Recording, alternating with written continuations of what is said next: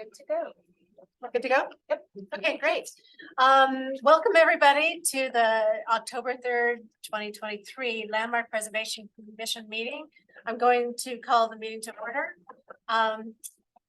We begin every meeting with introductions of the commission, and I will go ahead and begin. My name is Julie Johnson. I'm the chairperson, and I'm a Historic Preservation Project Manager, and I was nominated by the community at large. Graham, do you want to go? Sure. Camera's still up there, right? Yeah. Yeah. I'm Graham Johnson, I'm Preservation Project Manager, also nominated by the Denver Planning Board. I'm Larry Sykes. I'm an architect that was nominated by History Colorado. I'm Erica Warzel. I'm an architectural historian and preservation consultant nominated by the community at large. Hi, I'm George Dennis, retired law enforcement and nominated by History Colorado. I'm Ann Wattenberg. I'm an architect nominated by the American Institute of Architects. And I'm Brittany Bryant, Denver Landmark Preservation staff. Thanks, everybody. Our first item of business is to talk about some audio tips for you out there in virtual or participating virtually. For better sound quality, we strongly encourage you to download Zoom on your desktop, laptop, tablet, or mobile device. You can click the audio settings to bring up an additional menu, add a background noise suppression, test your speaker and microphone, adjust the maximum output volumes. For presenters or public commenters, when it is your turn to speak, to mute or unmute, click on the microphone icon at the bottom of your screen. You can expand the menu next to the microphone and reveal additional options. Select your speaker and microphone devices. Test your microphone and speakers, adjust their maximum output volumes. And if you still have audio challenges, you can switch to a phone for audio.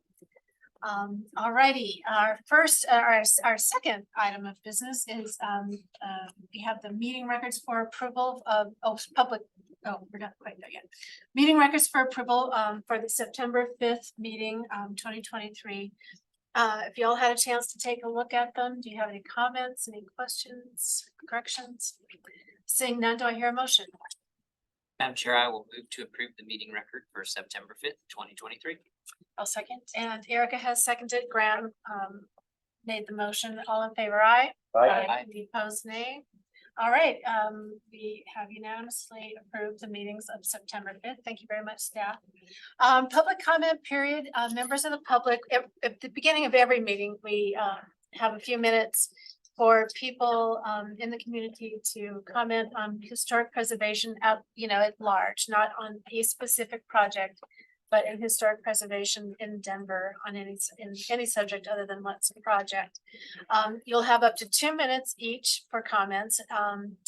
And if you're joining by phone, please dial *9 on your keypad to raise your hand or email landmark@denvergov.org with your name, phone number, and what you'd like to talk about. Is there anybody out there, Taylor? All right. 1 second, sorry, the mouse is so slow. It's okay. Herbert, you should be able to unmute your microphone now. Hello, Herbert. Can we hear you? Can you hear us? Hello? Herbert? Let's see if they've switched over. They're still in attendees. Yeah, I sent them the thing. Oh, maybe. Yeah, they declined. Herbert, you should be able to unmute your microphone if you'd like to make a public comment. I think it's unmuted. Can you hear me? Yeah. Sure. Okay. Yeah, you have 2 minutes to make your comment about historic preservation in Denver. Should I go now? Yeah. Oh, okay. Well, I wanted to just say that the project seems basically fine. I've informed Mr. Cashin that If you're here to speak on 361 Lafayette Street, we'll have that in a moment. This is just general public comment, not related to any specific project on the agenda. oh, well, I don't have anything other than a 361 comment. Okay. Then when we get to the 361, when we get to the design review and we go to public comment, then you'll get your chance to give your comment on that project. So we'll have public comment for each item later, Herbert. All right. Anybody else that wants to make a comment on historic preservation in Denver in general? Doesn't look like it. Nope. Okay, thanks, Taylor. All right, then let us go on to the consent agenda. The consent agenda are design review items recommended for commission approval without discussion. Applicants with the items passed on the consent agenda should coordinate separately with the landmark preservation staff with whom we've been working to get your certificate of appropriateness. There is no public comment on consent agenda items. I'll first announce the consent agenda by address and then ask any of the commissioners if there are any conflicts of interest or anything like that. Commission members can announce ex parte conflicts. Commission motion will make a motion and vote on the consent agenda.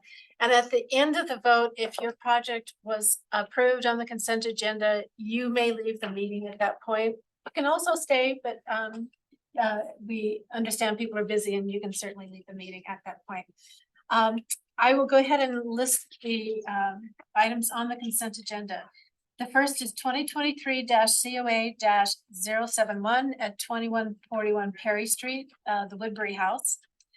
The next is 2023-COA-391 at 363 High Street in the Country Club neighborhood. And 2023-COA-138 at 509 Pennsylvania Street. Commissioners, did anybody have any questions or anything for comments for staff regarding anything on the consent agenda? Just wanna know what's going on with trees in Alamo Placitas. Unfortunately, we don't have purview over trees.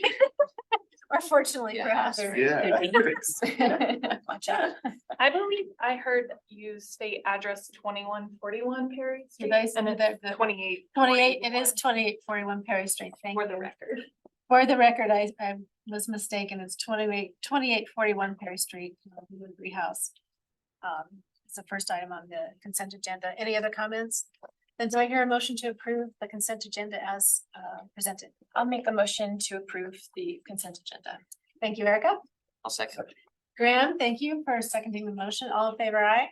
Aye. Any opposed, nay? Okay, alrighty, the consent agenda has been approved. And like I said, any of you that are on the line or in the room for anything on the consent agenda, you can just consult with your landmark preservation staff person with whom you've been working to get your COA. All right, we do have one item on public hearing and that process is thus. Chair will announce the public hearing agenda by address. Commission members announce any ex parte contacts or conflicts of interest. Staff will introduce the application and recommendation. Commissioners can question the staff. The applicant presentation, or the applicant has a chance to give a presentation. They are limited to 10 minutes. The commissioners can ask questions of the applicant. The public comment period is 3 minutes per person. And if you would like to speak regarding a specific project and you are not part of that applicant team, please check the hand or click the hand raise button. For those calling via phone, dial *9 to raise your hand or email landmark@denvergov.org prior to the public comment period. The staff can clarify after the public comment period if necessary. Commission will deliberate and the commission will make a motion for vote on the decision for the public hearing. We have one item for public hearing. It is 2023-LMDEMO-242 at 361 Lafayette Street in the Country Club District. And our staff person is Brittany. Oh, and I have officially opened the public hearing. So our first item is for demolition of front facade features at 361 Lafayette Street within the Country Club Historic District. This is a Mission Revival style structure, and it is referenced on History Colorado's website as an example of the Spanish colonial revival style architecture. The application before us today is to demolish front facade features, which includes the porch foundation, the porch knee walls, the porch columns, the timber framing, and the gable face of the porch roof, although the porch roof will remain. Balcony details on the second floor, around the windows, and then ornamental hoods around the second floor windows as well. So this application was posted for public notice, and public notice has been placed on the property.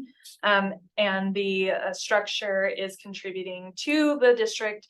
However, it's unclear to staff when these elements were added to the front facade.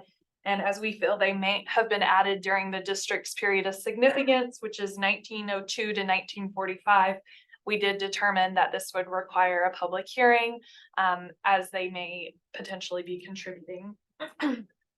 Staff has extensively discussed the elements proposed for demolition. The porch foundation and Sanborn maps do indicate that the porch foundation is original to the home. As you can see in these detailed photographs here, with the same architectural detailing and banding as the primary structure. However, the applicant has indicated that the porch is out of plumb and does need to be reconstructed. As you can see with some of these detailed photographs, staff are recommending that the brick be salvaged from the porch foundation and be reused in the reconstruction as to the extent possible, as it is very clear that the porch is original to the home. In terms of the porch columns, staff have greater question on if they are original and contribute to the integrity of the home. So this home did undergo an extensive renovation in which there is a rear addition, and Sanborn maps permit records do indicate that that was likely in 2003. However, we do not have those records here in the house, but there are architectural detailing that are very similar to the rear addition that are replicated here on this front porch. And then in terms of the window hood details that you see in this photo, there are also some of those on the rear addition as well. So we did an assessment of the integrity of the porch elements and those window details, and staff do feel that while this home does retain its physical setting and environment, and the porch knee walls clearly contribute to the original architecture and are within the original location, the integrity of the porch columns and the timber framing is very questionable.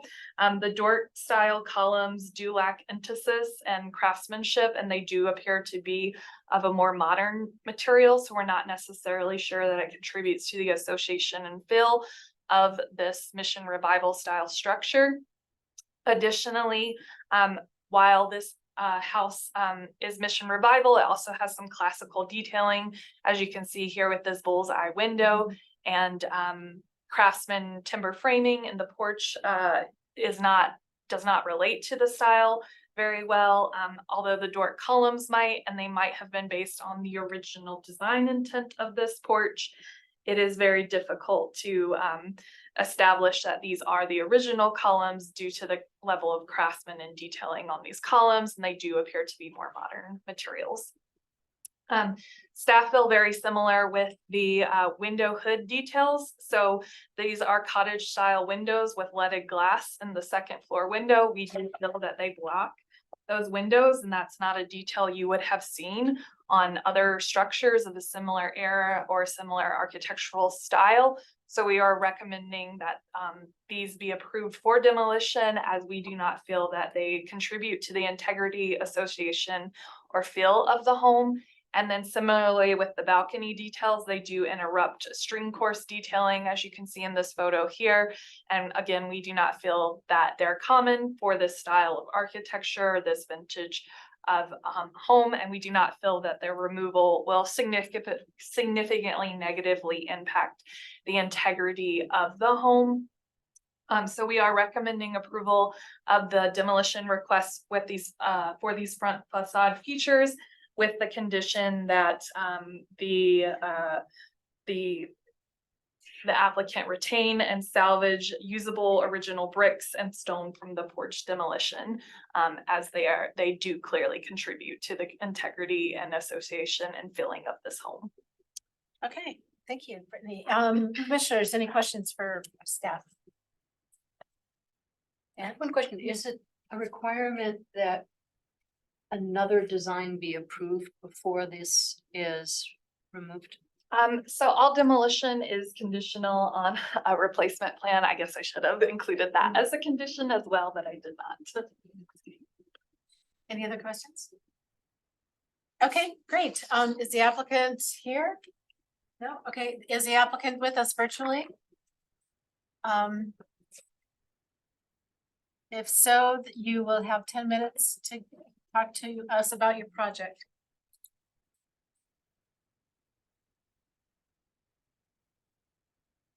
If you could raise your hand on the little hand raise function.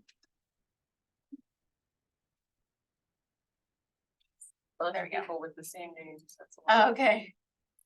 There we go.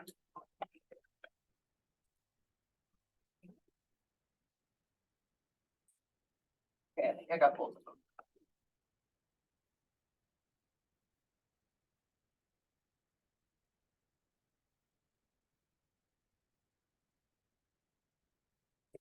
Mute now.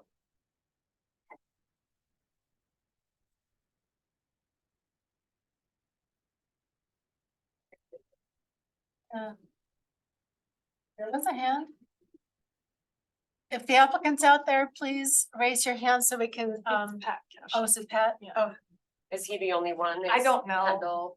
Pat is your homeowner also presenting today?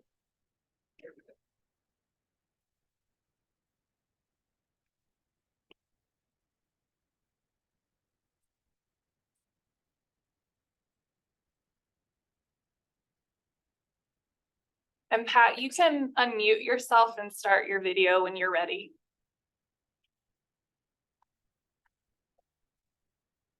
hello? Hello, okay, are you there? Yeah, you Okay. have 10 minutes to tell us about the project, and please begin with your name and address for our records. This is Patrick Cashin, I'm the architect. My office is at 2160 South Milwaukee Street in Denver. And Kendall Neal is the owner. Kendall, can you just introduce yourself as well? Hi, everyone. I'm Kendall Neal, the owner of 361 North Lafayette. Okay, great. So basically, this is a very unusual house in the sense it's a Denver Square behind this Mission facade. It has all the classic layouts and details of a Denver Square house with this highly modified Mission front. I spent quite a bit of time driving around in the Alamo Placida neighborhood, thinking that there would be similar full-blown Mission fronts on houses, but frankly, there are not. There's lots of Mission details that have been applied to bungalows and bungalows type duplexes, but I really couldn't find one that had all the Mission features. This is a pretty disparate composition with the coins, and the focus, of course, here is on the front facade. I think Brittany has done a really good job of trying to analyze the situation that we have here. The front porch is obviously distressed. The previous pictures that Brittany showed have a red line on those. Those lines are actually plumb or vertical, and you can see how distressed the porch is. It's not uncommon for these older front porches to be distressed. The foundations were certainly not up to par. They were shallower, and certainly the porch gets weather from all sides. So I think what we're trying to do here is try to make this a little more coherent from a style standpoint. And as you'll see in the next design review application. But generally, we agree with Brittany's analysis, and we certainly acknowledge the conditions of reusing any salvage brick and the stone that's on the low porch walls. Okay, are you done with your presentation then? I am. Okay, great. Commissioners, do you have any questions for the applicant? I did have one question. When rebuilding the porch walls, is it your intention to replicate the brick banding that is there now? Yes, of course. Thank you. Yeah, we'll learn more about that in this review. I have a question. Yeah. Was this reviewed by the RNO? I did forward this application to the RNO. This doesn't require formal RNO referral, but it, when we do demolition noticing, we notify the RNO, and then also specifically, even before we did the noticing, the RNO reached out to ask what Okay. the application request was here. So they have reviewed it, but I haven't received any official comments from them. Thank you. All right. Anything else, commissioners, for the applicant? All right, there are no more questions for you all, as applicants, so, let's go on to, public comment then. And in public comment and public hearings, anyone out there wishing to make a comment, or is anyone here? No, okay. You'll be given 3 minutes to make your public comment. So same routine, hit your little hand raise function, if you're joining us on Zoom. The *9 if you're joining us, on your phone. And Herbert, did you want to make your comment? Is this the one? Yeah. But I'm not sure. Yeah. On the demo. Yeah, Herbert, you can speak on the either on the demo or, yeah, so you did want to talk to us? Okay. I wanted to just point out that the north wall of the master bedroom has a large window that looks directly into our backyard. And so I was concerned about the privacy aspect of that. And in addition, our south-facing room windows look right into Ms. Neal's bedroom as well. So I was suggesting to Mr. Cashin that they consider moving that north window to the west, which it seems to me would provide Ms. Neal with a one, a better view, and two, probably better sunlight access. But that's the only thing that I wanted to bring up. I have been requested to read about a 20-second comment for the record from the south-facing neighbor who has some concerns about, again, the privacy issue regarding one of her bathrooms that I guess has a north window on it. And I could do that now if I'm permitted to do that. Herbert, this application before us right now is just the demolition request. We're gonna review the addition after the public hearing. So if you could just hold that comment until we talk about the addition, that would be best. I'm afraid I don't understand. So right now, we're just reviewing the demolition of the front facade elements. The commission will make a determination if that is appropriate.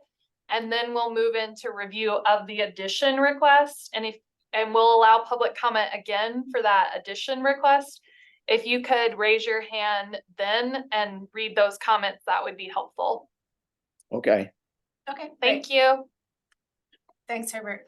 All right, is there anybody else in out in the virtual world that would like to make a public comment on the demolition of the demo that's in front of us?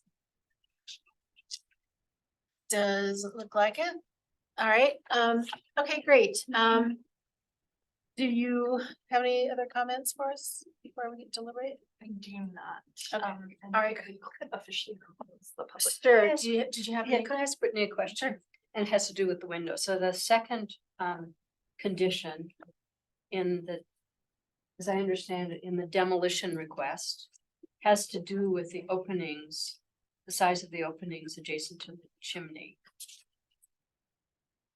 So the demolition right now is just for the front facade. Oh, am I reading the wrong I'm Yeah, reading it's the just for, font. yeah, it's just for Got the it. front, yeah. That explains, thank you. Okay, That's the yeah. one, I'm reading the. No wonder. Sorry. Okay, cool.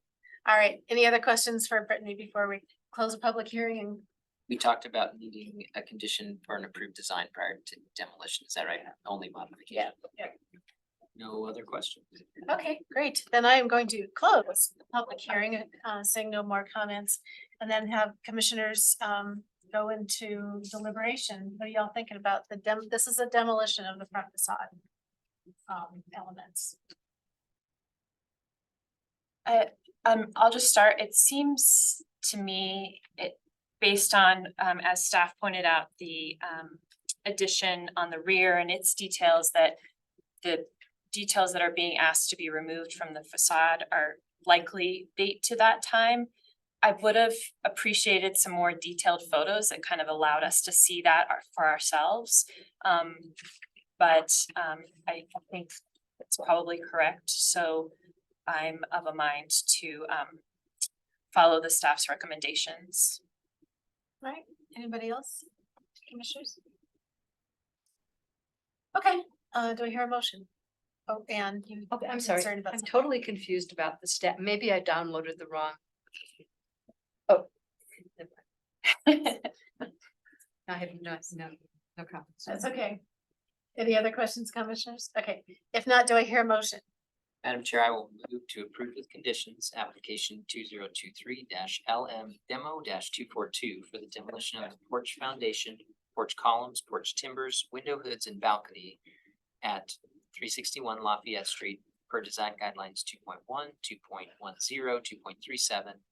Character defining features for the Country Club Historic District, presented testimony, submitted documentation, and information provided in the staff report with the following conditions. 1, retain and salvage usable original bricks and stone from the porch demolition, and 2, do not proceed with demolition until an approved design for replacement is in place. Graham, thank you. Do I hear a second? Second. Larry, thank you for seconding. All in favor, aye? Aye. Any opposed, nay? All right, it passes unanimously. The public hearing is closed, obviously, and so the demolition plan is conditionally approved. Let's go on to the design review projects then. And the chair will announce the design review items on the agenda in order by address. Commission members will announce any ex parte contacts and conflicts of interest. Staff will introduce the application and recommendation. Commissioners can question staff. The applicant will then have 10 minutes to give their presentation, and the commissioners can question the applicant. Public comment will be limited to 2 minutes per person. And again, if you would like to speak regarding a specific project and you are not part of that applicant team, please click the hand raise button. For those are the hand raise button on your Zoom laptop. Zoom application. For those calling via phone, dial *9 to raise your hand or email landmark@denvergov.org prior to the public comment period. The staff can clarify if necessary. The commission will deliberate, and then the commission will make a motion and vote on each project. Now, the first project that we have before us is sort of a continuation of the last that we had in the public hearing, 2023-COA-392 at 361 Lafayette Street, Country Club District. And this is for the porch reconstruction and alterations. So this application is for alterations to the front facade and addition alterations. The applicant is requesting to reconstruct the porch knee walls, the porch floor and steps, the porch columns, and restore original window openings on the north elevation, modify windows on the south elevation, and renovate the non-historic addition at the rear. And I believe I may have not understood the project scope fully, as I do also think that this includes a total window replacement application, but perhaps the applicant can clarify further on that. I have not assessed this for window replacement, but several of the windows are original and are decorative windows that include leaded glass windows. So on the front facade, as we just reviewed, the window hoods and balcony rails will be removed. And then the porch knee walls will be rebuilt to match the existing conditions.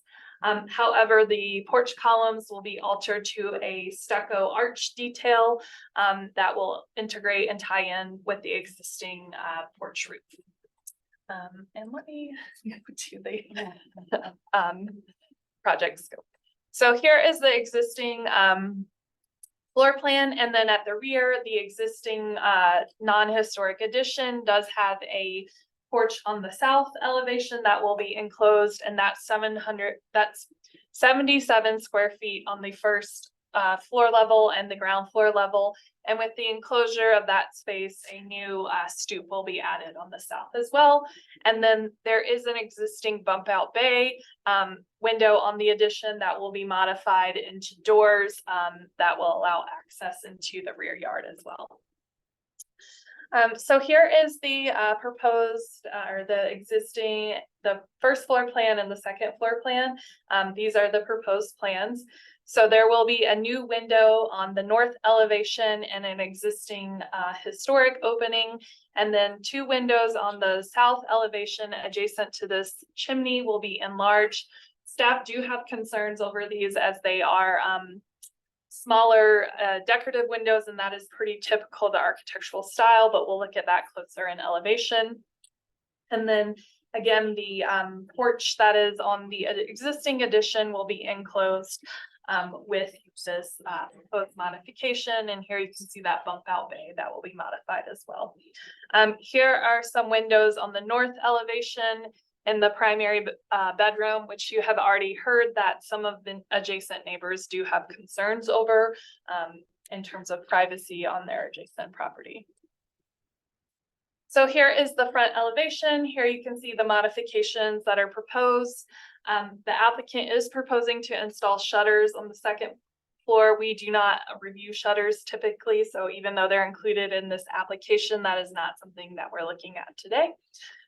And then here is the reconstruction of the porch knee wall and porch foundation steps. The applicant would like a tax credit application on this. So I think it would be beneficial to provide guidance to the applicant if the commission feels that this would qualify for the application. Of course, before applying and beginning work, we would need an application for the Part 1 tax credit and Part 2 as well. But the porch will be modified, as you can see in the elevation here, to have an arched opening detail, which will be stucco. On the north elevation, again, this existing window, historic window will be reopened with a new double hung window introduced into that opening. And then on the south elevation, the existing porch will be enclosed, and then the adjacent or the new walls will be stucco to match the adjacent finish. So while the addition doesn't step in, it does have a change in materials as the historic house is brick. It has been painted, but the rear addition is stucco. And new construction is clearly identifiable, and generally speaking, this isn't a significant change to the building footprint as the way the porch is designed is pretty integrated. So it's basically just enclosing those walls. And then on the south elevation, this existing historic opening will be modified into 2 smaller window openings with arch details. They will have new aluminum clad windows installed. And then, as I mentioned previously, 2 smaller windows adjacent to the chimney will be modified into larger openings. Staff are recommending that those remain smaller openings as they're so close to the front facade and are character elements of this style of architecture. It's pretty common to have smaller accent windows adjacent to the chimney, and because of their location close to the front facade of the building. The new stoop here will have a steel railing and new full light door. And then additionally, that bump out bay will also have a steel railing, and I have an elevation of that. So this existing bay is an arched bay detail. Again, this is the addition that has that same window hood detail. That arched detail will be modified into a gable roof. And then the rear elevation will have significant modifications made to the window openings on the rear of this addition. So on the first and second floor, the windows will be significantly modified. All windows on the rear addition will be casement style windows, which further helps differentiate the addition from the historic structure. So here are photographs of that proposed alteration. So again, the addition footprint won't be changing significantly. It's just that engaged rear porch will be enclosed, and then this round arch bay will be altered, and then all these openings will be modified as you saw in the prior elevations. Generally speaking, staff were supportive of the proposed alterations. However, we do have a few conditions that we are recommending on this modification. And we again are recommending that the original bricks that that come from the demolition of the porch foundation be reused in the reconstruction of the porch knee walls, and that the two window openings on the south side adjacent to the chimney not be enlarged due to their level of visibility and character nature. And those are our conditions. Okay, great. Brittany, thank you. Commissioners, do you have any questions for Brittany? No? Okay, great. All right, applicants, I know you're there. So if you want to raise your hand so we can promote you to speaker. There you are.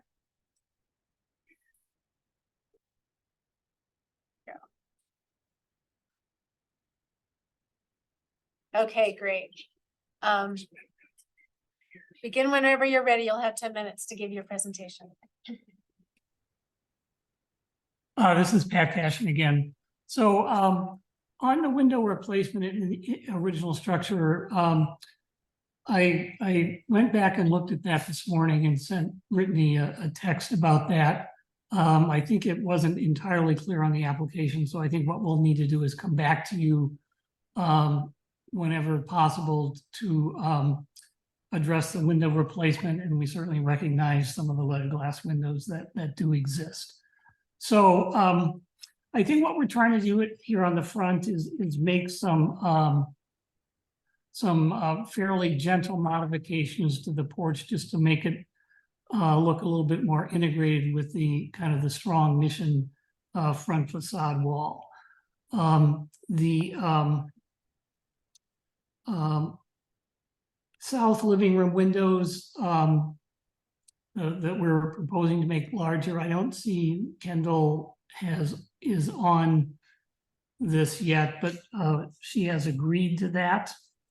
And I think the window modifications on the previous edition and the decks and stairs are simply to make that much more functional than it currently is. It's kind of a weird space up there, frankly, on both floors. So I think we're comfortable with the conditions for approval. Oh wait, here's Kendall. Kendall, can you hear us? Yes, sorry, I hadn't raised my hand before now, so. Okay. So we just discussed those two small living room windows that we had proposed to be larger, and as you know, the staff is recommending that those stay as they are. So we just want to get your input on that. Yeah, I think the reason being for for my vote to enlarge them, if at all possible, is obviously for more natural sunlight, and that what is now going to be a dining room. And I'm not sure if there's any photos of it, but there is a large tree that kind of covers it from the street. So you really can't see the side of the house due to the tree, and then there's a taller fence as well. So it is my preference, if at all possible, to try and get those approved to open up larger in that dining room.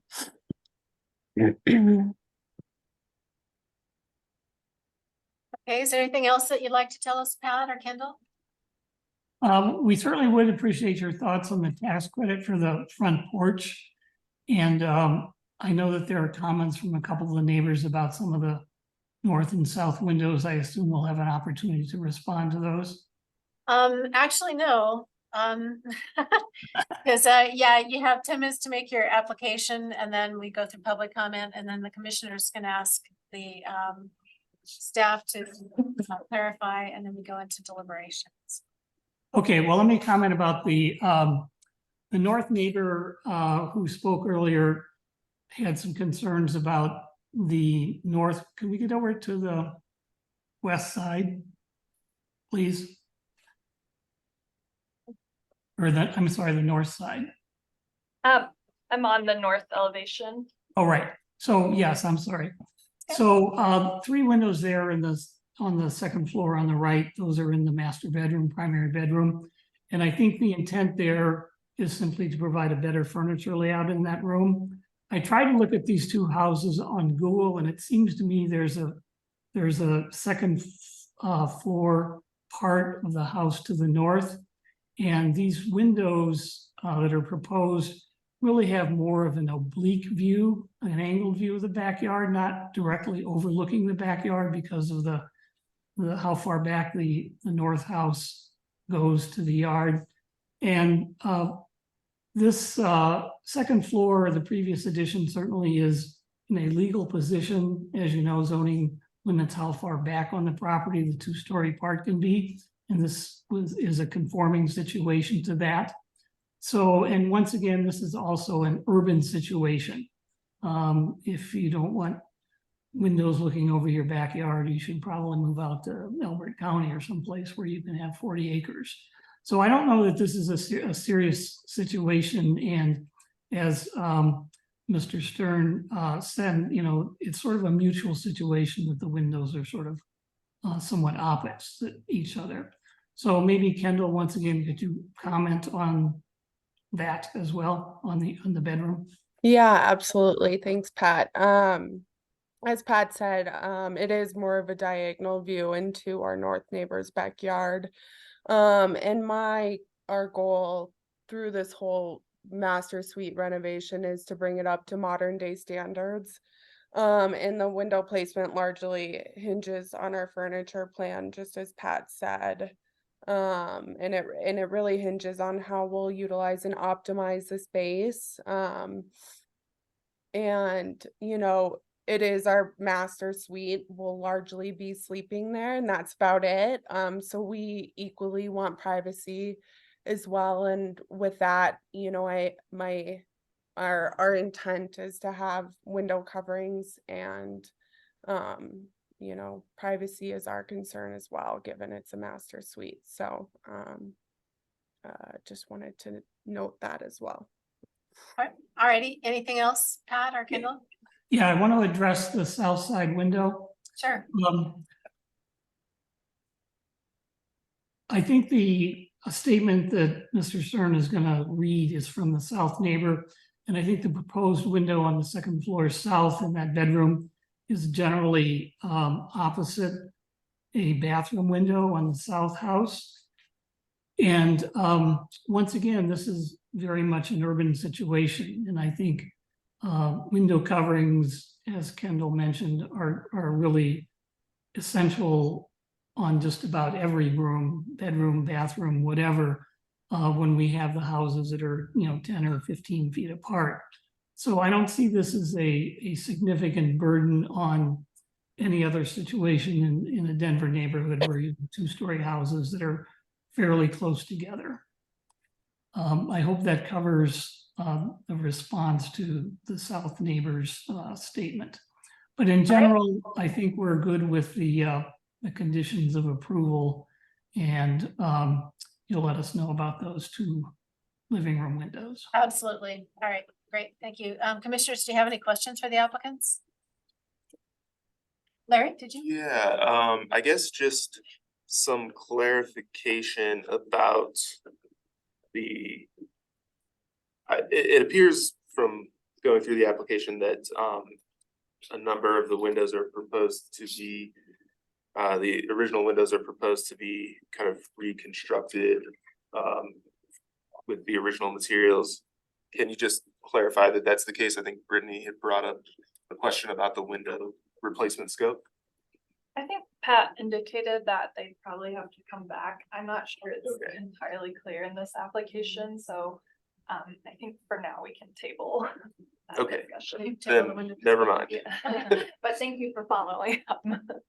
It's paying attention. Yeah. Yeah, Erica. I did have a question. You had indicated that you had tried to find similar style houses, I think to kind of help guide your approach to the porch.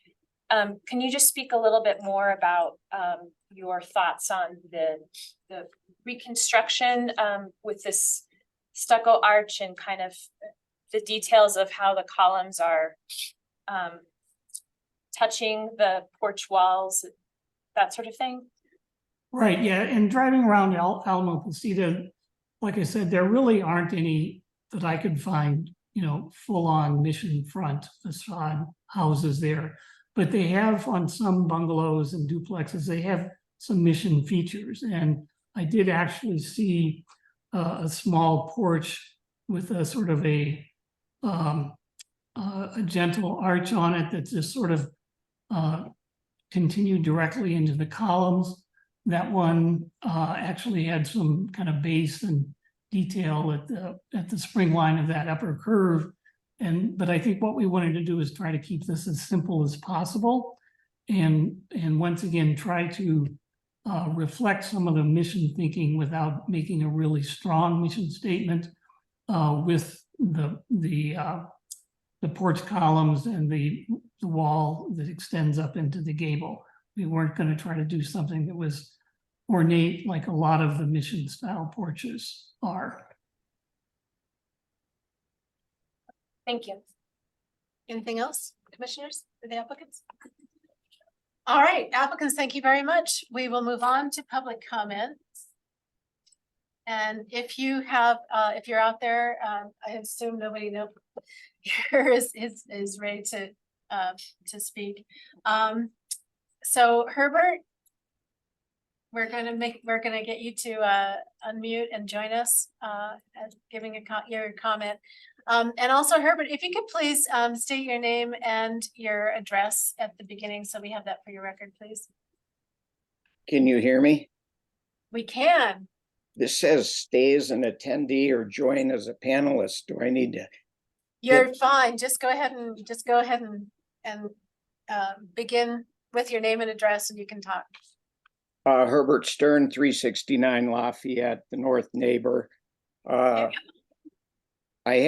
disagree with the applicant's minimization of the intrusion, the visual intrusion from the second floor master bedroom north window into our backyard. It's a virtually unimpeded view, and of course the flip side of that is that we have windows facing Ms. Neal's master bedroom, and we'll be able to see right into that. As for the south neighbor, who has asked me to point out that the windows proposed on her side, her elevation, interfere with privacy relating to a bathroom on that second floor. And she would just like the commission to consider that. We live in a very close-knit block, and the neighbors have always tried to communicate with each other and talk and work these things out. I don't think that Mr. Cashin and Ms. Neal are getting off on the right foot with their comments and their relative disregard of the neighbors. Everyone knows that this is a urban environment, and I don't need Mr. Cashin to tell me to go find 40 acres somewhere else. All right, Herbert, your 2 minutes is up. Thank you very much for your patience. I really appreciate it. Do we have any other people who would like to give a public comment on this project? One more. Okay, one more. Okay, great. Terrific. Hello, is it Brenna? Hello? Hi.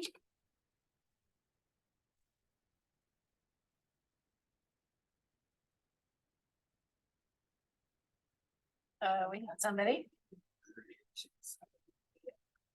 Hello, anybody? So if you wish to speak, put your, raise the hand function on your Zoom. Yeah, Brenna, go ahead and unmute It's not yourself. Brenna. You, She's my project okay. Okay. and she can actually leave because she's on consent. Oh, okay. Brenna, did you have a comment on this particular project? Sorry, that was actually an accident. No worries. Absolutely no worries. Okay, great. So it doesn't look like we have anybody else that would just make a public comment on this project. Okay, great. Commissioners, do you have any questions for the staff before we go into deliberation? I just have a reminder. So guideline 3.7 is in relation to windows and doors. And it says design windows and doors and other features to be compatible with the historic primary structure and historic context. And then the guideline goes on to talk about ratios, placement of headers and windows, widths and heights, and then inset into the wall plane. What we do not look at is terms of privacy and use. That's not within our purview. You as the commission are more than welcome to discuss that, but again, use guideline 3.7 when making your determination on if the windows are appropriate, because that's what we are looking at. Okay, so could you, Brittany, I do have a little question about what they're gonna have to come back with us. Or what back to us regarding the windows. Is that separate from us That would deciding be, windows placement? so window replacement is different from what we have heard concerns expressed on the addition today. And window replacement is what they're gonna come back to us. Yes. Okay, is that something that can be handled with staff or does it I come back to don't the know. commission? I don't know enough about the project scope there. Okay, great. All right. Commissioners, any other questions for Brittany? So regarding the windows, what we see in front of us has no reference to replacing existing windows. It just talks about new windows and new openings. So we don't have to worry about somehow mixing that up. Correct. Okay. Okay. Doesn't look like there are any more questions for Brittany. Then let us go into deliberation, commissioners. What are your thoughts? I guess, I kind of had a similar question to Erica about precedent, behind the design of the front porch. I guess I have some concerns that it's, it's a major impactful feature on the front facade of this building, which is a fairly unique character of a facade anyway, in Denver in general and in this neighborhood in particular. And so I feel like it would be nice to see some presentation of, and it, since it's such a odd style, it doesn't have to be even in this neighborhood or near it, but I'm sure there are other mission fronted houses with porches on them that we could see a little bit more detail and help the applicant also kind of flesh this out a little bit, because it feels, I don't know, maybe slightly undercooked. Okay, yeah. I agree. I think in addition to that, I just think there are some details that should be called out for us to better understand. One, to reiterate that they're going to be reconstructing the walls to match the existing, but also how do these columns intersect, I can't think of the right word, but touch upon the porch walls and again, I think Larry had an excellent point of it, since there may not be exact correlations within the neighborhood, but some sort of presentation of similar styles that and how those porches either successfully deal with that style or not. So I think Larry, I totally agree with Larry that I think that needs some fleshing out. So you're looking for more details on the construction of the new porch. And design. some precedent setting Yeah. to kind of help us understand that this is the right approach. Okay. I want to say I do understand the simplicity tact, and I think that's the right way to go, but there's not enough detail here to understand just how simple that is. I feel like I can completely support staff position. The porch to me is the fact of opening it up from, let us say, the stick-built gable porch to more reveal the front door and the target bullseye window. Arches are certainly more common. I love that whoever brought up the description of a Denver Square hiding behind a Mission facade. If we're gonna stay with the Mission facade, arches are probably more common than gables, and I think it's a well-executed design. I also support staff on keeping the chimney side windows the size that they are. And also too, that while we are windows and placement and their inset is our purview, whatever is on the outside of the window really isn't. So they can build the windows as they see fit in the rear part of the house there. So I can support staff on the Starlands. Okay, great. Anne? What do you think of it? I agree with Larry and Erica that there's not enough detail. I mean, even the question of how the stucco meets whatever that brick is, and I think it looks like on the original as if maybe it's a stone cap, but there's no mention of stone cap. And there are square stucco columns, but then it says simple stucco arch, and I'm not quite sure how that works. I mean, in principle, I agree with staff's assessment, but I think it's a little hard to know what it is exactly that's being proposed. Okay, how'd you feel about the chimney windows? You know, I'm a little bit agnostic. Side Okay. elevations, we've had a lot of Yeah. discussions with. Yeah, And so, if staff feels that they should remain in their current configuration. I know the applicant mentioned a tree, but we're, our purview, we Yeah. can't, landscaping is temporary, so. Landscape, yeah. Can't really comment on that. I mean, I think also that probably is part and parcel of the whole discussion of what's actually original, the whole Mhm. window. The fact that the window assessment may or may not be part of this, a little bit confusing to me. Right. How original is everything and how original are those windows? So it sounds like, excuse me, sounds like the commission may not have enough information, Yeah. at least three of you, and we do need Right, yeah, we. overwhelming majority today. Yeah. I would recommend continuing this application. The next available commission meeting would be November 7th with a filing deadline of October 10th. That's next week. I don't know if that's sufficient time for Pat to provide these details, so I'd recommend, inviting Pat back to the, to speak on whether or not he could submit those details by next week. Okay, great. Pat, we're gonna try to get you back on. Make one comment. while Yeah, Pat's coming back absolutely, to you. Graham.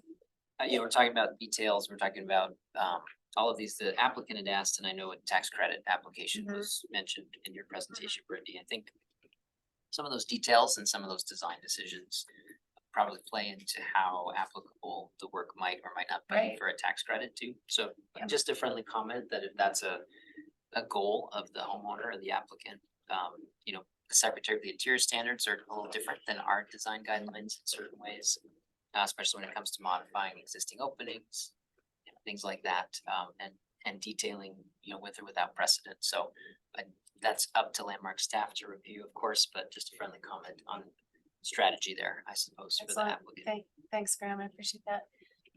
Pat, can you join us? Can we, there we go. Hi. To be able to speak, Pat. Okay, am I Yeah. good here? Okay, Yeah, you're good. So you probably heard that we're having a little bit of discussion about whether we're actually ready to vote on this today, and it looks like we are not. We need a little more clarification and information, and so Brittany has a date, a couple of dates that she wants to talk to you about. So the next available meeting would be November 7th, but it has a filing deadline of October 10th, which is next week. Would you be able to provide additional details to the commission by next Tuesday? Or otherwise, we could continue to November 21st, which has a filing deadline of October 24th. next Tuesday should be fine. Yes. Okay, great. Thank you, Pat. Thanks, Pat. One question, is it, we'd like to, since this seems to be the only item, could we, single out maybe the porch roof and the replacement windows as a separate item? And can you approve the rest of it, or at least make a decision on the rest of it? It sounds like Anne had some concerns over some of the other details as well, so I think it would be best if we hold the entire application to the 7th. Okay, well, we'll have a new set for you next week, next Tuesday. Okay, Excellent. Pat, great. thank you very much. Appreciate that. Appreciate your patience. All right, do we need to vote on the? You do need to continuation? make a motion to Okay. continue to a date certain. So I need a motion from one of the commissioners about continuing this project to November 7th with a filing deadline of October 10th. Madam Chair, I move to continue this application to the November 7th, 2023 meeting. Second. George has seconded, all in favor, aye. Aye. Any opposed, nay? All right, we will see you, again, Pat and Kendall on, the November 7th. Thank you very much. On to our next, and, Crystal is our staff person in charge of this project. It's 2023-COA-383. At 722 North High Street and East 7th Avenue. It's for rear addition and site work. And then So- oh, just really quick before Crystal begins, if you are here for the consent agenda, you have been approved and you may leave the meeting. Unless they want to stay. Crystal, take it away. Thank you. All right, let's see. I have not given control yet. Can you turn on your video? Oh, and then I can give you remote control. I will try. There it goes.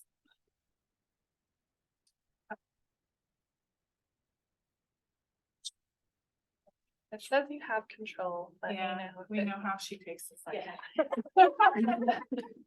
Okay, so this is for the property, 722 North High Street, which is located in the East 7th Avenue Historic District. This property was built in 1960 and is a brick 2.5-story structure on a wide lot across from Little Cheeseman Park. And just here on the left side, you can see photos of the structure and the garage. The applicant's original submittal was reviewed at the July 25th LPC meeting and was denied. The applicant has revised this submittal based on commissioners' comments at that meeting. And then here at the bottom, you can see the existing site plan where you can see the existing small rear addition and that garage that's proposed to be demolished. To the right, you can see the new proposed site plan for the large rear addition, which includes a 2nd-story addition and an attached garage, as well as new site work, including a new retaining wall, front patio, and pool area.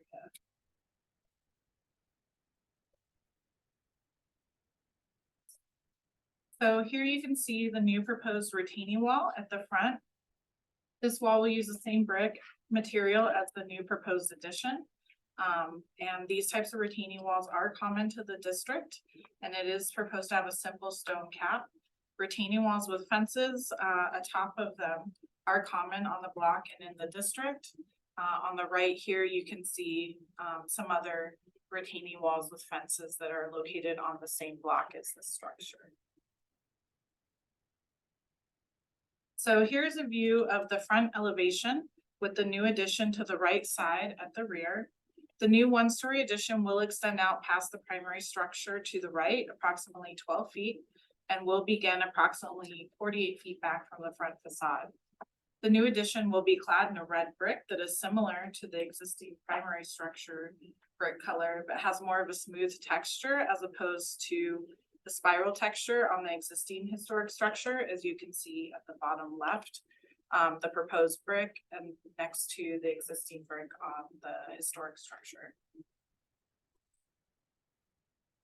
So here you can see the south elevations existing at the bottom with proposed above. The applicant originally proposed cladding the new addition in a large white limestone at the previous meeting. The applicant has revised the application to propose this landmark color summit brick that is similar in color to the existing historic structure, but differentiated with that smooth texture. The addition is designed to be a simple version of the existing structure with a minimal 2-story portion and a larger 1-story portion with that attached garage to the rear. And then here you can see that second floor addition that's being added to accommodate new bathrooms at the second floor. And it'll extend out just 6 feet, 10 inches from the back and will tie into the existing roof.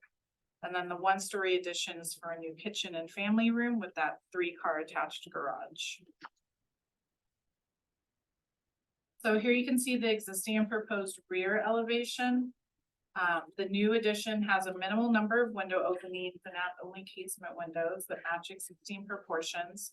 Other openings are for skylights, as you can see here, or accordion doors that were on that other elevation to that new patio and pool area.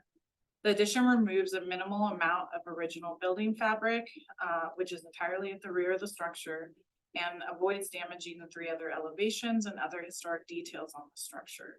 Additionally, it minimizes destroying original materials and features that may be at the front. And then here's the existing and proposed north elevation, just showing that rear addition extending out with the new attached garage. So here you can see an overview roof plan showing that second floor addition as well as the 1-story addition. And at the bottom right, a section through showing how that new roof will connect. The new roof will match the existing roof. And at the top right, you can see proposed materials and manufacturer specifications for the new addition. So finally, here's some isometric views showing the changes from the July 25th meeting to this meeting. The applicants have revised the proposed cladding material on the addition to better blend with the primary structure in the district. They've also revised the fence design, which previously started like in the middle of the porch area on the right side. Now it'll just be the retaining wall and fence at the front, and then the taller side fence following existing property lines. And we'll use that red brick at the retaining wall. So the addition and site work changes are simple in design and subordinate to the primary structure, meeting design guidelines 3.1 through 3.10, 5.6 and 5.8. Therefore, staff is recommending approval with one condition that I did not note in the staff report, but noticed during the presentation I was putting together today, that the sill detail that's shown for the windows is not actually shown on the elevations at all. So staff would just add, suggest that the commission add a condition to have that sill detail added to the elevations. Excellent. Thank you, Crystal. Commissioners, do you have any questions for Crystal? No, it doesn't look like it, Crystal. All right, thank you very much. Is our applicant with us? No, not here. Okay. Is our applicant joining us virtually? It looks like yes. Nick, let's get him so he can join us.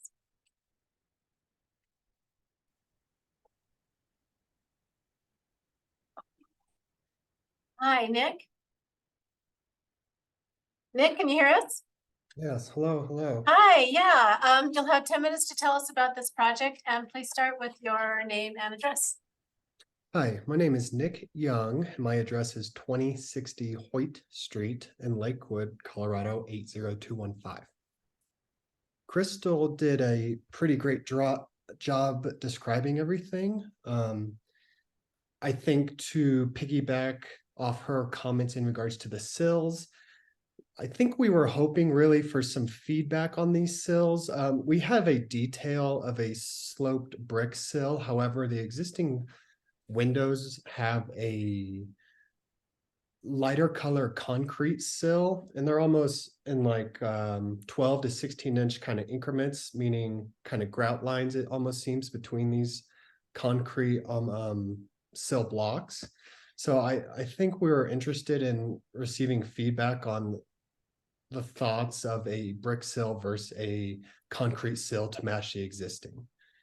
I think other than spending time going over everything that Crystal shared, and I think these documents do a really good job. The axon metrics in the bottom left, for instance, do a good job conveying where we were and where we've ended up. The only things that are not represented in these axons and that I think we should bring up, just because they were topics in our last discussion, were the second story addition. So you'll see that we are proposing the same red brick for that second story addition rather than an alternative material. However, we also are still showing it in the same plane. It seemed like we had mixed review comments in regards to if staff and board would support that second story addition. Due to the fact that it was only 7 feet, it seemed as if some were open to us allowing it to be flush, meaning not recessing it 6 or 12 inches or what have you. I think we're open to other conversations. For instance, we need a gutter on each side of those. I was thinking, well, we could come up with a creative gutter and downspout detail that maybe hugs that line. So to recap, the sill conversations, the second story conversations, and then lastly, a lot of our conversations were had around the site wall / fence.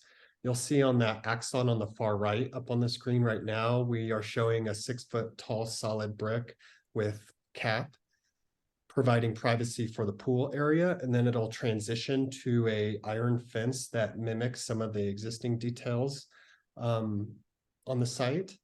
And then that new retaining wall up front. Lastly, and this might be a question for zoning moving forward, but the precedences in our face block and neighboring homes all have the on average a 2 foot tall fence, 12 to 24 inch tall fence atop of that retaining wall.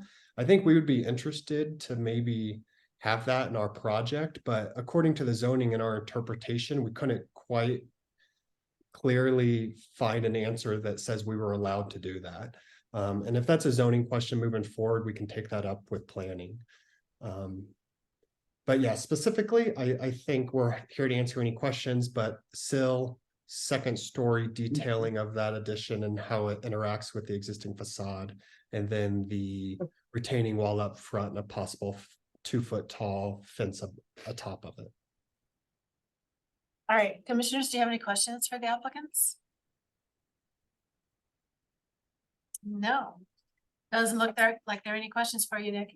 All right, did you have any comments? I would just follow up with sorry, I have to go to public comment before we talk to you again, Crystal, sorry. Okay, if you're joining us by phone, you can dial *9 on your phone. If you're here joining us on Zoom, just click on the little raise hand signal. Do we have anybody? Doesn't look like it. Nope. Okay, great. All right. Okay. So we have nobody for public comment. Now we can go to Crystal for any questions. Public comment here. Oh, you have a public comment? Sure. Okay, great. Yeah, that'd be great. And start with your name and your address, please. You have 2 minutes.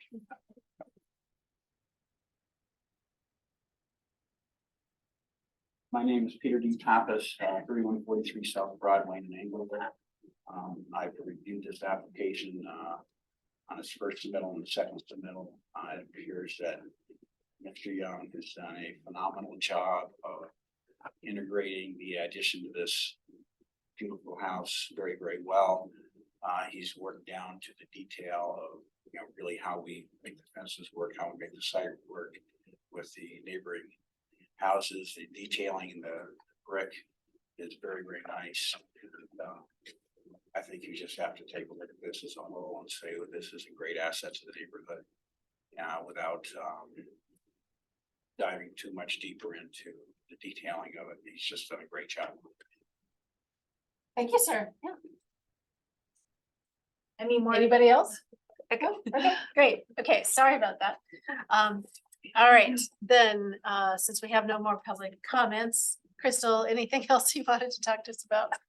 You can stay there. Yeah, you can stay Okay, there. I was We like, can gonna hear turn you. that No off. worries. I got it. I would just say to Nick regarding the retaining wall, we typically measure from grade, so. It sounds like they were keeping the grade mostly the same and just adding the retaining wall. And typically you can add fence atop it. So I think for you guys today, just seeing if you're comfortable with the design and everything. If they do need to make some tweaks or wanted to add like a vertical fence atop it that meets zoning and our guidelines, we could revise that later administratively, so. Question on that, which side of the wall grade are you talking? So actually, the zoning code says it can be inside or outside. Okay, thank you. All right, anything else? Do you have any questions for Crystal, commissioners? All right, thank you very much. All right, then let's go on into deliberation. Commissioners, what are your thoughts? Graham? Yeah, I think now it feels like it fits a lot better with a really stately house. It's not made with contrast. Three different textures of brick against each other will read as something different, and that's a lot more subtle than stone.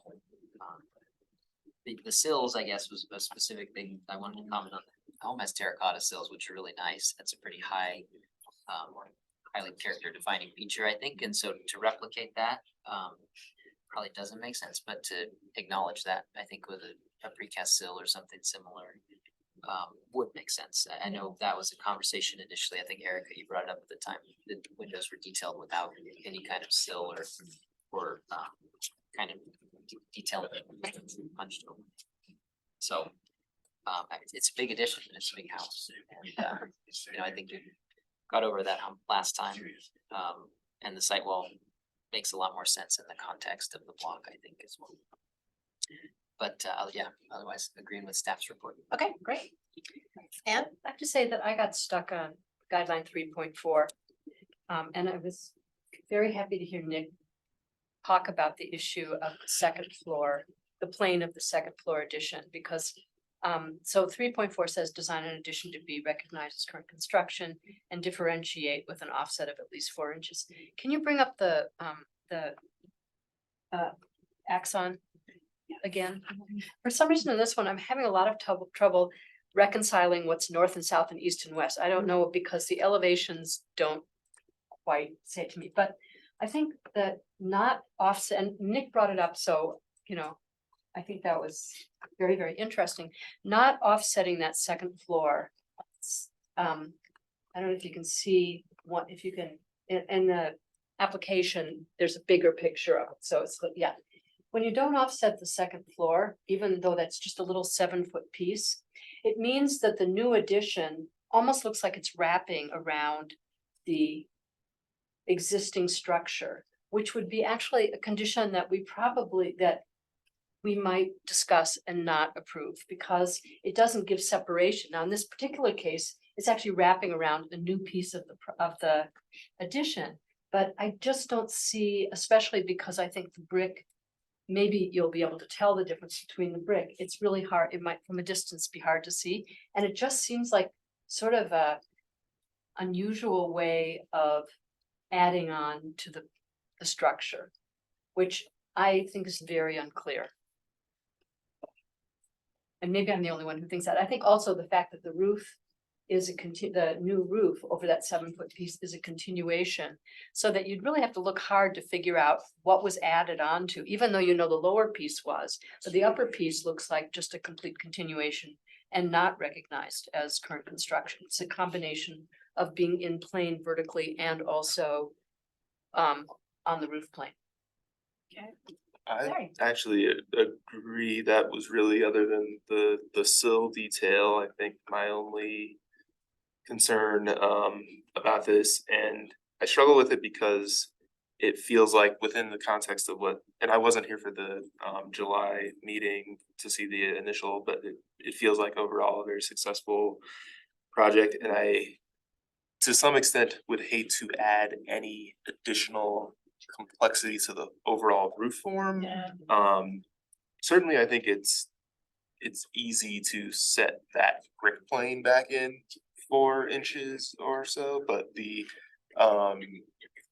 yeah, what's done with the roof that doesn't kind of add, particularly being a tile roof as well, the construction of that being very complicated. Yeah, true. But I do feel like, yeah, the principle of showing what is an addition, having that be legible, 50, 100 years down the road,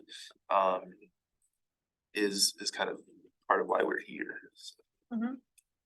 So you're thinking, what are your thoughts on it? Can I ask a clarification question, maybe? Absolutely. Not to interrupt your thoughts, Larry, but you can share. Go ahead. Guideline 3.4 and that you mentioned, it has A, which is an offset of 4 inches. I feel like we've come across it in a few of these unique side yard wraparound situations. There was one in Potter Highlands recently where that wasn't as practical space wise and arrangement wise, but the option B, or point B of guideline 3.4 talks about differentiation with the change of material. And we've done, a masonry or brick home to stucco or to lap siding, which is a more distinctive change. I guess that's a clarification I'd ask of staff. Is this an either or? Is this a hierarchy of A greater than B? And that's a gray area, I know, but some clarification there maybe for the conversation.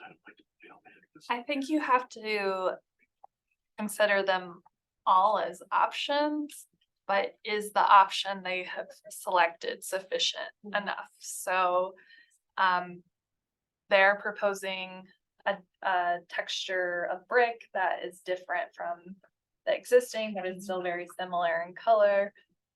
Like, is that enough? I think is for you as the commission to discuss. We as staff did feel that it was sufficient enough. But I guess one thing that is of concern to me too, with particularly brick in like a new brick wall and plain with an existing brick wall in a 1915 house, is grout thickness and the likelihood that there will be very visible differences there. Again, it is a side facade, so I'm, not as concerned as if it were closer to the street, but I think that's a big part of the reason I think why that setback requirement exists, so that small differences like that are kind of shaded out a little bit. Actually, if you look on the screen, it's sort Yeah. of a perfect. Yeah, Yeah, it is, exactly. absolutely, yeah. I think the deeply struck joint makes a big difference there. The example from Landmark Summit or the Summit Brickyard, is a bright white mortar with a pretty flush mortar joint, but that really deeply struck makes a big difference. Yeah. I think so. In my experience, a skilled mason could take it as long as it's a modular size that's matching and make sure that consistency is acceptable. But I'm playing the devil's advocate because I guess I feel like functionally, and because we've seen similar but subtle nuances with materials like this, without being prescriptive about design. We talked about the sills, and if you have a simplified sill with a simplified masonry element and the really kind of detailed bracketed eave could be a simpler component, right? The red tile roof's can't simplify tile so much, but I guess I still believe it could be done well in a way that somebody in 50 or 100 years could look at it and say, hey, this is acceptable. I think it would be strange, for example, to like try and tooth the new and the old masonry together, the way that joint is detailed. Is always gonna read as a very clean one there. An offset would help that, otherwise, that might be stark to my eye too, but yeah, I guess I'm there's my devil's advocate on All right, guideline all right, very 3.4. good. I guess I just wanted to also say that, you know, in the grand scheme of things, with this is a very small piece of the wall, and the roof of the lower addition does wrap in front of the historic portion. I mean, it slopes out in front of the historic portion anyways, so I guess I'm just, I think it is pretty clear the difference in brick, that I'm not seeing much of an advantage gained by going that route, although I appreciate it being brought up. Of requiring the offset. See, I think it's actually a combination. It's not that I think that I would say in this configuration, you're right, I wouldn't think that the offset does anything. But there's something very blurry about the line between the old and the new. And the offset is making part of it be blurry. And the fact that this new piece wraps into it and sort of ends at a corner, it's the combination of the two. I agree. That would be very academic to say, just set it back. But it's to me, a very unclear joint between the new and the old, and it's both pieces, both that 7-foot piece and the piece that wraps underneath it. So I don't know if that makes any sense, but to me, it just, you go. Another quick little detail to throw even more hecticness into this is on the north side of that 7-foot addition, there is a setback shown in the plan of 4.5 inches. And so I think whatever the solution is, it should probably be consistent Yeah. on both sides. Yeah. The other thing, I think that is a 2-story, like a visibly 2-story tall portion of the extension. Yeah, because it aligns with the main floor, 1-story connector between the original house and the attached garage, so that for sure, I think there's a good argument for the setback, and I think just for consistency's sake, it probably makes the most sense to have the south side also have the same setback. I don't necessarily have the concern, I think if the wall is set back, that's clear enough. And I could be supportive of the roof form continuing as they've presented, even though that's slightly unusual. But just to make it consistent on the south side with setback on the north. Okay, George, we haven't heard from you yet. Any thoughts? I would say it meets our requirements, and I would support the staff, Okay, so. all right. So, so I think I'm hearing 4 would support it. Within. What would make you happier about this, Anne? I'm looking actually for a south elevation. Okay. To just, to illustrate Larry's point. I'm looking on, for some reason, in plan, I can't quite see the setback. Couldn't we bring up a south elevation? Yes, 1 second.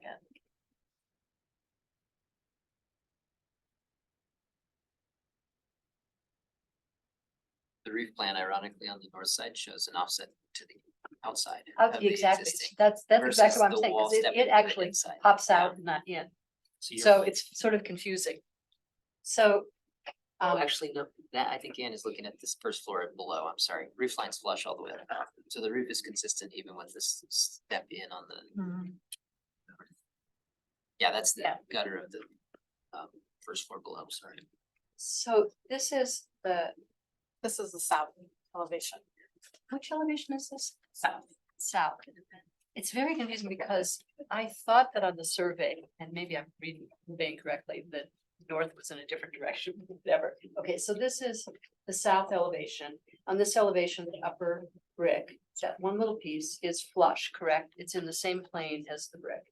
Okay, can we look at the other side of it? And here is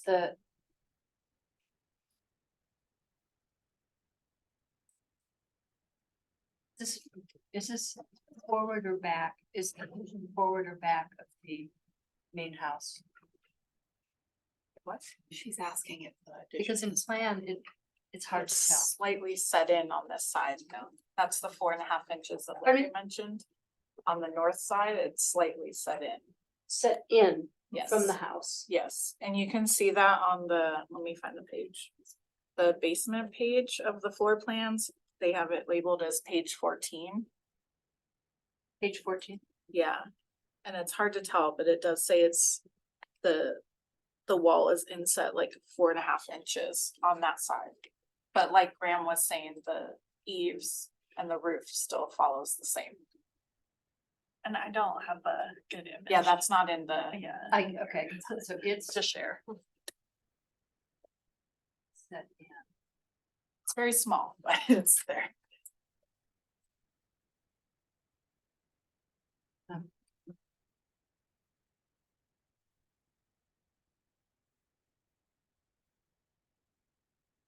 So. Erica, what do You you can think? try a motion. We could try a motion. Erica, did you have something? I guess I just wanted to put in just one more. You know, we saw a big change in material in the first iteration Right. that wasn't appropriate. Correct. And then we see a much more similar material. However, I think it's very clear that it is not the same. It is not the original construction. I would never, if I were to encounter this house as it was built, I would never think that that was anything but an addition. And I think that is the main goal of our design guidelines. And so while I appreciate, you know, I think setbacks can be very helpful with that and in minimizing how the impact of an addition. I think in the grand scheme of things of this very large house with a large addition, but also this portion of it being a quite small piece of it, I just am not seeing a gain in pushing this offset. So I'll just. Fair enough. Yeah, I can agree with that. I agree with that. I think it's Yes. proportional issue. All righty, commissioners, then is somebody willing to try a motion? Graham. Madam Chair, I will move to approve application 2023-COA-383 for the addition and site work at 722 North High Street for design guidelines 3.1 through 3.10, 5.6, 5.8, presented testimony, submitted documentation and information provided in the staff report. Graham, thank you. Do I hear a second? I'll second. Erica has seconded it. All in favor, aye? Aye. I'll pause. Yeah. Crystal did recommend a condition, So. yeah. For the still detail. Talked about it. We did talk about it and we all wrote it down. I saw us write it down. Crystal, my apologies. Okay, Graham, can you? I will add to the movement, Gonna friendly amend yourself. friendly amendment to myself. Yeah. The detail of the sills for the addition be worked out with staff in a complementary form to the original home.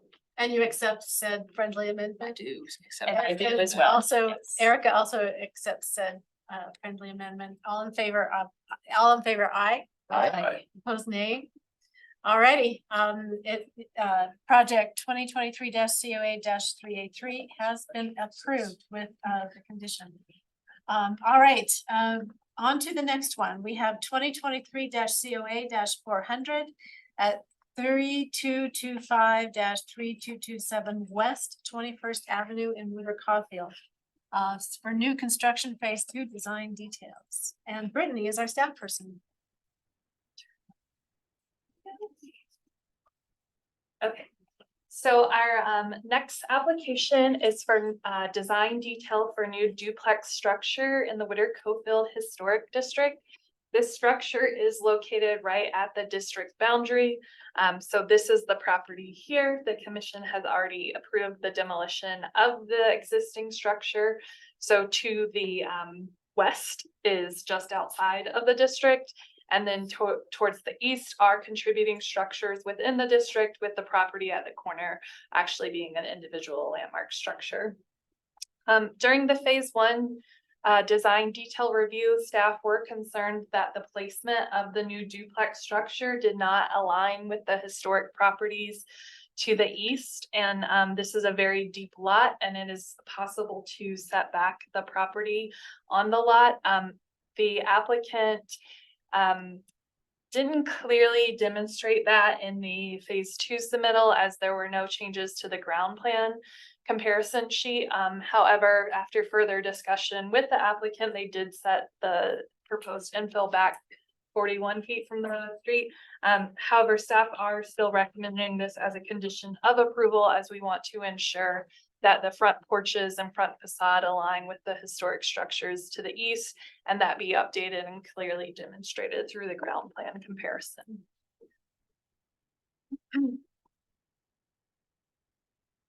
Here is the proposed site plan. Again, that does show the property is set back 41 feet, which is more than it was initially, but we would again ask for further clarification.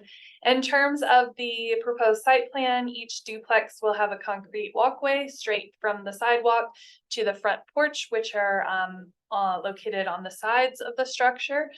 There is a privacy fence proposed for this structure. That privacy fence is located forward of the front facade, kind of in the middle of the porch. Staff are recommending that the fences be set back to align with the front facade of the structure, as rear privacy fencing needs to be behind the front facade per zoning and the landmark requirements. And then there will be a fence separating each duplex structure, and then 2 garages for each of the duplexes. But in terms of the proposed site plan, it is very simple in nature, and we just have one condition on the fence placement there. So here is the floor plans for this structure. They have not changed significantly. Again, this is going to have a 3rd floor rooftop unit, and that will allow for rooftop deck access on the front of the structure. This is set back over 18 feet from the front facade, so it is minimally visible from the public right of way. Sorry, and this is also where the mechanical will be placed on the rooftop deck. So you can see the 2 units for each structure there. So here is the front elevation. During the phase 1 design detail, there was concern over the placement of the 2nd floor windows within the wall plan. The applicant has moved them up minimally, and then also they have done a more decorative parapet design, which helps reduce the appearance of a high forehead on the structure. So staff do feel that the applicant has met the commission's conditions in regard to the window placement and for the cornice parapet design. So this structure will be clad in brick, and then the 3rd floor, which is set back, is clad in lap siding. That brick will continue onto the rear elevation and then wrap the side elevations as well, but it does transition into lap siding. And as you can see on the 3rd floor, that lap siding will be totally around. All windows are double hung 1/1 windows, and then the porch roof will have metal shingling or metal roofing, not shingling on the porch roof. So here is the west elevation, where you can see that the material will transition into that siding in the middle of the duplex structure, but that brick returning from the front and rear elevation as well. The rooftop deck will have a metal balcony, metal rail to provide fall protection. And then also the parapet that is a little bit taller will provide that fall protection as well, which is why it has such a decorative detailing there, is to help reduce that appearance of that tall forehead height. And here you can see the mechanical unit, which will be rooftop mounted. On this elevation, we have double hung and casement style windows and some fixed windows as well. Casement and fixed windows are located more towards the center of the structure and will have minimal visual impact. All windows on the brick portion of the structure will have brick sills and headers. On the lap siding, it will be simple fiber cement trim. This is just the east elevation, very similar to the west elevation, as these are pretty much mirrored units. So here is a proposed rendering showing the details of construction. This again is a red brick with the fiberglass windows. Again, mix of double hung and fixed encasement windows. The porch columns are square wood columns. Some areas in the notes do note that they will have a fiber cement wrap, but there is a brick knee wall that will have a soldier course detailing that provides the horizontal detailing. In terms of the cornice design, it will have soldier coursing and some decorative elements there to reduce that high forehead height. And then you can also see that steel railing that is proposed for the rooftop deck. So here are some section details. Generally speaking, the section details do show high quality construction. Staff do have one concern though on the window section details. So on this window section in the lap-sided clad portion of the building, it's not showing the windows inset into the wall plane. However, on the details of the windows on the header and sill section, they are showing them inset into the wall plane. The applicant has indicated to staff that it's just a mistake on this page, and all windows will be inset into the wall plane at least 2 inches. But we are recommending conditions that be corrected prior to issuing an approval on this. Here we have the porch detail, which shows the fiber cement wrap. And then we do have transition details for where the lap siding will meet the brick material, both horizontally and vertically at the foundation. Here is the garage structure. So in the last submittal, the applicant did not provide elevations of the garage. So that was a condition of the approval. The garage elevations have been provided here. Staff is recommending that the garage roof form be revised to a more flat roof design instead of the shed roof design where the 2 structures roof form comes up to meet each other in the middle of the site. So a more traditional, just totally flat across. Obviously, it will need to be somewhat sloped to shed rainwater and snow, but not as sloped as the applicant is showing here. But the garage is proposed to be clad in the lap siding material as well.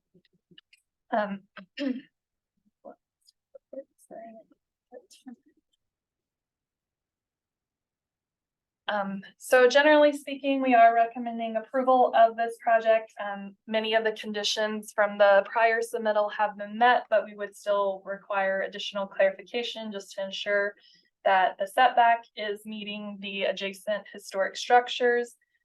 Ensure that all windows are inset at least 2 inches into the wall cladding material. A flat roof be used on the garage structures. The privacy fencing be set behind the front facade of the building. And then provide manufacturer specifications on the light fixtures. We do have a lighting plan submitted in this packet, but we do not have any of the manufacturer specifications. So in the porch roof, it is intended to be recessed can lights. And then there is some lighting on the 3rd floor and around the rear patio and garage, but we don't have details on those fixtures. So just provide those and ensure that they meet guideline 5.18. Great. Anything else? Okay, commissioners, do you have any questions for me? Nope. Okay, awesome. Do we have our applicant with us? Here, so.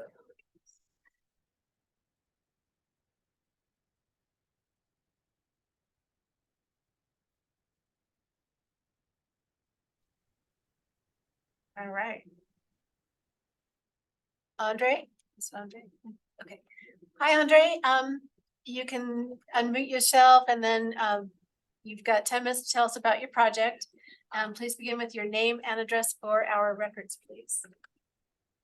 Hey, this is Andre Kuvian of 2899 North Spear Boulevard, Denver, Colorado. Just making sure you guys can hear me okay. We can hear you. Thank you. Great. Thank you to Brittany for her pretty comprehensive review. I'm going to keep this quick. I know you guys have already been there for a long time. So yes, we are moving it back to align with the historic structures. We did it on the site plan and we didn't update the figure ground. I think the project designer thought that that was like a phase one document, and so he forgot to update it. We've already updated it and can get it to Brittany afterwards. The fence coming forward, I think, was just like a hard to read too many lines in AutoCAD. You can see on the site plan where we're proposing the gates, which are behind the front facade. So obviously we would stop the fence. We wouldn't keep running it past the gates. That was just a minor error. The window recessing, again, the specific window details show the recess, how we'll do it. The general wall details, we just didn't catch it, but have already made that correction to submit it to staff. And then finally, you know, there aren't any light fixtures necessarily on the front facade. Well, I guess there are two more things. For the light fixtures, there aren't any light fixtures on the front facade per se. There are a couple of sconces up on that third floor, which won't be visible from the street. But we're happy to, we've done a project with very similar architectural vibe to this one that went through Landmark down in Curtis Park, and are happy to specify those light fixtures to staff, or you know, whatever we need to do. But you know, we've already chosen ones that it seems like are pretty compliant with what everyone's looking for, and would like to do some night sky compliant lights here anyway. So I think that's what we would be looking for. Finally, for the garage, so the garage has a 112. I think it's actually drawn at a 1.5 12 roof pitch. We're happy to kind of design the garage. However, the one thing I would say is that we need it to drain to the sides of the property just to keep it in the bulk plane. But we're pretty open to, you know, the alley there is a U-shaped alley where there's not a lot of traffic. But we're happy to work with staff to make sure we're getting something for the garage design that everybody feels is appropriate. So we're pretty happy to work with whatever you guys think. I'm here to answer questions. Thank you guys for having me, and I look forward to your feedback. Awesome, Andre. Thank you very much. Commissioners, do you have any questions for our applicant? No, it doesn't look like it. Great. Okay. Do we have any anyone in the public that might like to make a comment? Any of you joining us virtually that would like to make a comment on this project? Now's the time to click on your hand, little raise hand. Doesn't look like it. Not seeing any, then Brittany, did you have any other comments about the project? Anything you wanted to? Yeah, we could recommend administrative adjustment for the height and bulk plane. I'm not concerned if the garage roofs come up to 13 feet, which is their highest point on the interior lot. It would go into the bulk plane. And I would be comfortable with the commission if the commission is comfortable with that, making a motion on that today. The specific code, so is, let me find that for you guys, so you have that ready. And we're all writing it down. It is section 12.4.5.2 of the Denver zoning code. Thank you. Commissioners, any other questions for Brittany? Are we ready to roll with deliberation? All right, commissioners, what do you think? Good to see this one twice. I agree with staff. They're nice. They made some minor adjustments. Okay. All right. Yeah, I also agree with staff, and I think one other potential option that wouldn't require us to do for the garage, that wouldn't require a bulk plane.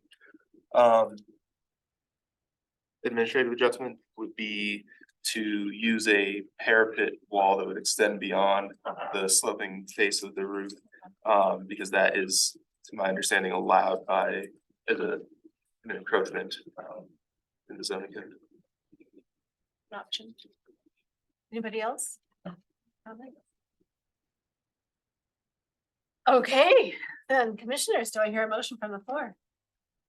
Not me this time. I can try and make a motion. And that'd be great. Madam Chair, I move to approve with conditions, application 2023-COA-400 for the Phase 2 design details at 3225-3227 West 21st Avenue, as per design guidelines 4.1 to 4.3, 4.5 to 4.8, 4.12, 4.14, 4.18 to 4.20, 5.6, 5.8. Character defining features for the Whittier Coalfield Historic District, presented testimony, submitted documentation and information provided in the staff report with the following conditions.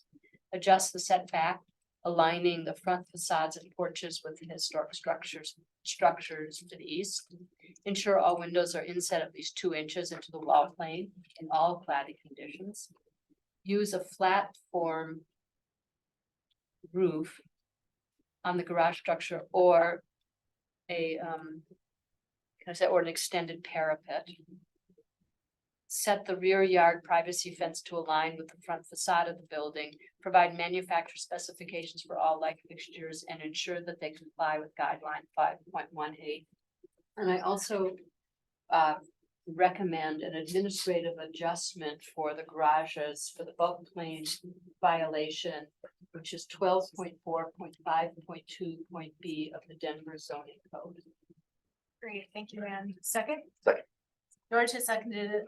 Larry? Friendly, or not friendly, Yeah. an amendment suggested, I believe Ann said 5.8 for the last design guideline, and it's 5.8. B. Oh, yes, you're right. All right, do you accept that? Do you accept that? Okay, Yes. the Sounded- friendly amendment has been accepted. All in favor, aye? Aye. Opposed, nay? All right, excellent project. Good luck with your project. People, I generally would take a 5-minute, 10-minute, 5-minute break at 3 o'clock. Would y'all like to do that? I would like to do that. Okay, we will be back in 5 minutes. Sorry about the delay. Sit here for a while. Are we- All right, are we on, Taylor? Yes. Okay, excellent.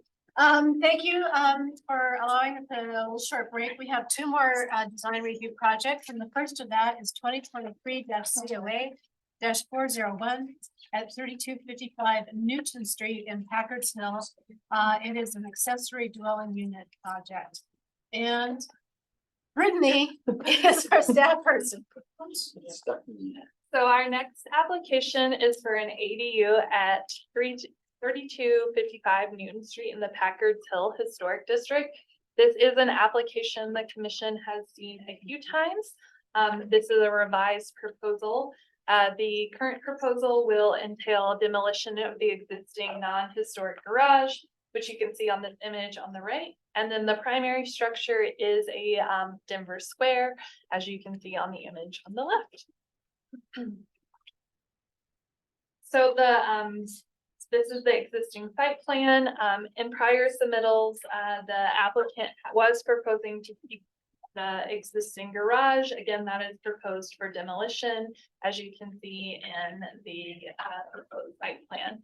So the new ADU will have access from the front of the property. In prior submittals, the ADU had its own walkway. The applicant has revised that walkway to come off of the walkway from the front of the primary structure, and will wrap around down to the south and allow access via the gate. In prior submittals, the ADU did not sit cleanly behind the primary structure. In this revised design, you can see that the ADU is sitting behind the primary structure, with the exception of this exterior stair that will allow access to the second floor. This is a steel stair, so it doesn't have as much significant massing as it looks like in this proposed site plan. But that is the only element that extends beyond the primary historic structure. The footprint has been revised down to 25 feet by 32 feet and some change.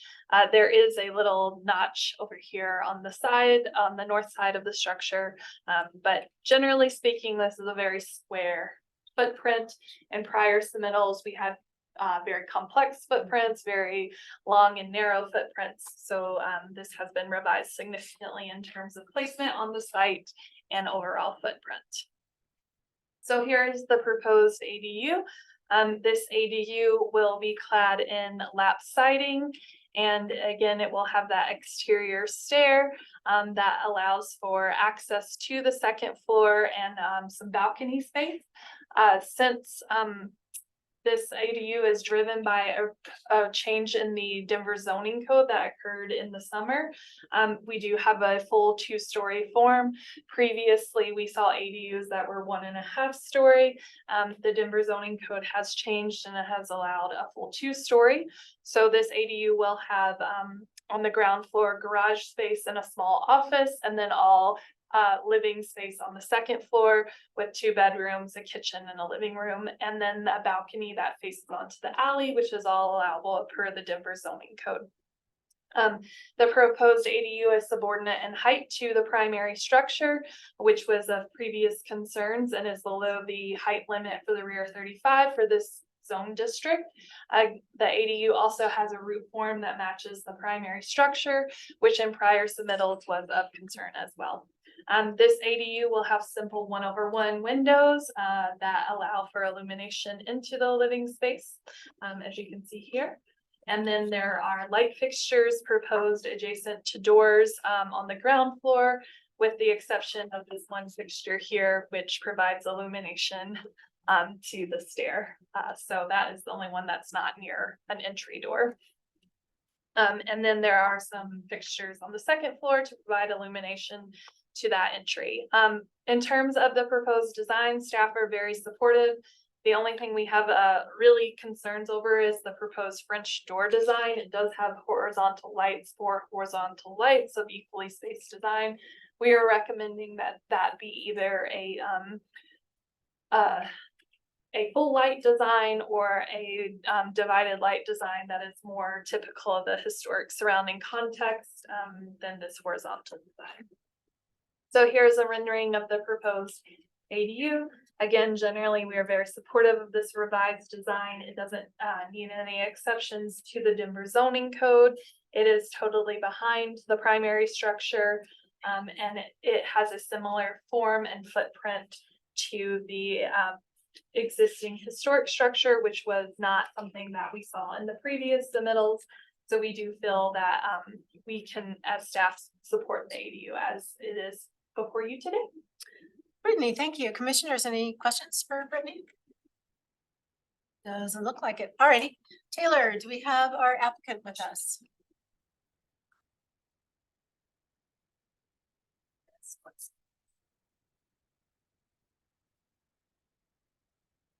Hello, the applicant? Can you hear us? Hello, Robin? Can you hear us?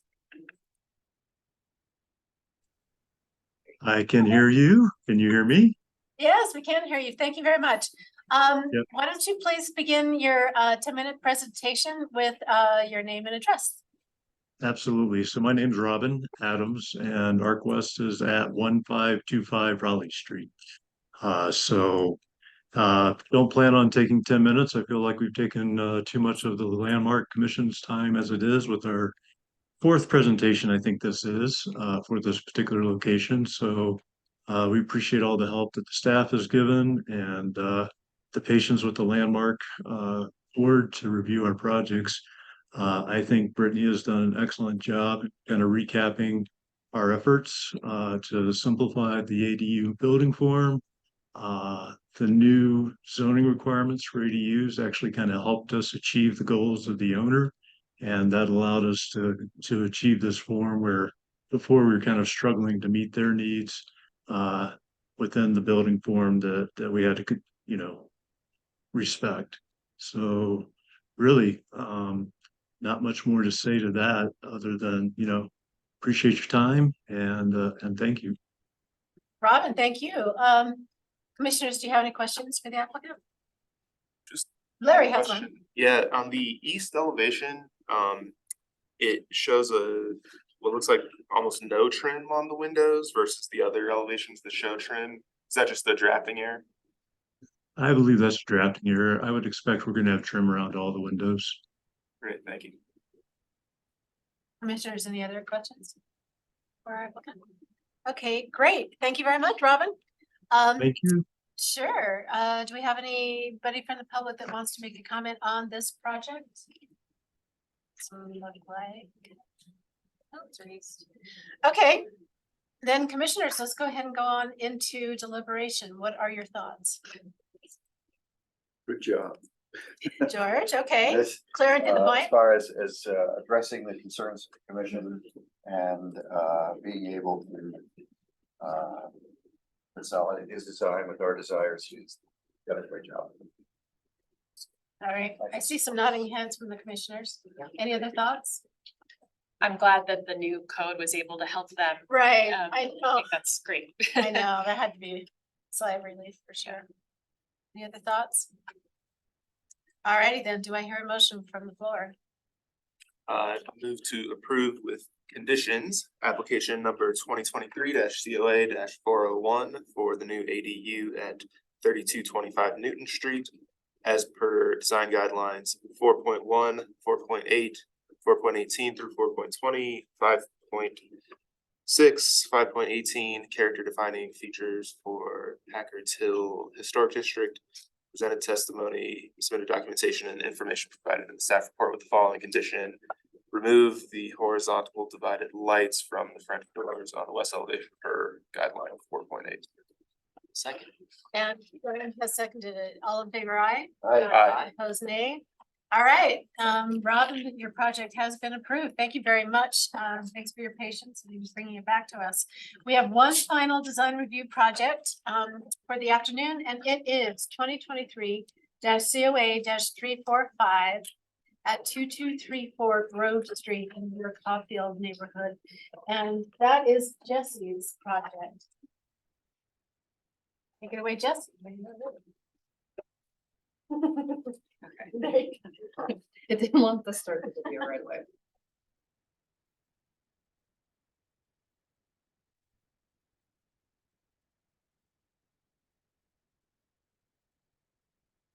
Right, so this is 2234 Grove Street. It's one of 3 neglected and derelict buildings in the 2200 block of Grove Street. And it is located in the Whitakerville Historic District. All 3 properties have the same owner and require remedial plans. The remedial plans for the other 2 properties will come at a future date. But today we're reviewing 2234 Grove Street. And it was constructed in 1894 and is a contributing building to the district. The applicant has submitted a complete remedial plan. And typically we review these through the consent agenda, but since this had such extensive structural issues, I wanted to give the commission the opportunity to review this, provide additional comment if they felt it was necessary. So Landmark is requiring that all the work on the building be completed by building professionals with experience working on historic buildings and historic building materials, and that all work be properly permitted, just for clarification. We can change slides.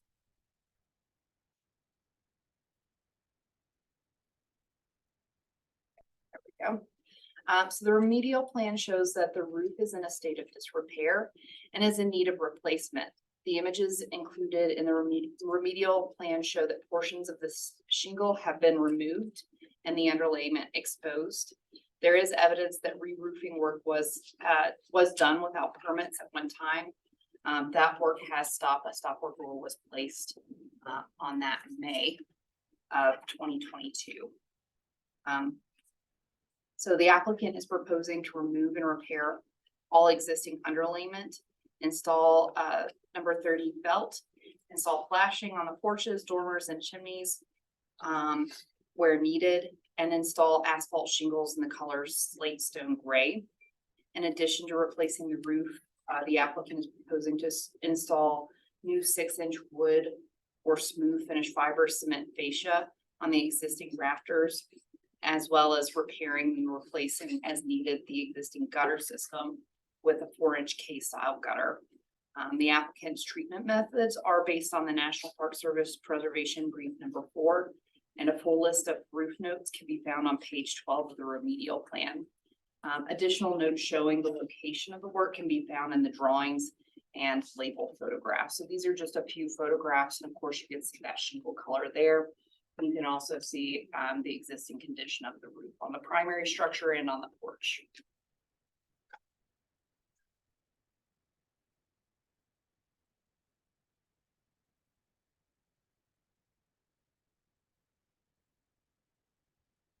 So the applicant had an engineer complete an assessment of the building in late 2022.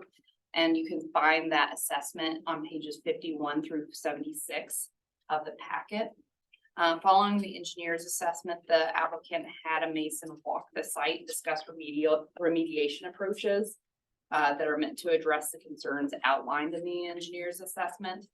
The remedial plan further outlines treatment of brick, stone, and wood materials, as well as site work and foundation. This slide shows areas in the masonry that require cleaning, removal of inappropriate mortar, repointing, and small replacement and reset of the brick and stone members. And again, a full list of those notes can be found on page 12 if you want to review them more closely. Additional notes showing the location of work can be found in the drawings and labeled photographs. And these are just a few of the photographs. They're quite extensive photos.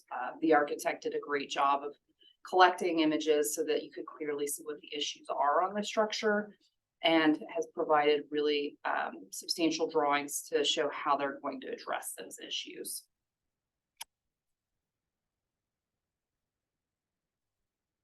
So this slide shows wood detailing, cladding, and soffits that need scraping, patching, repainting, replacement, and reinstallation.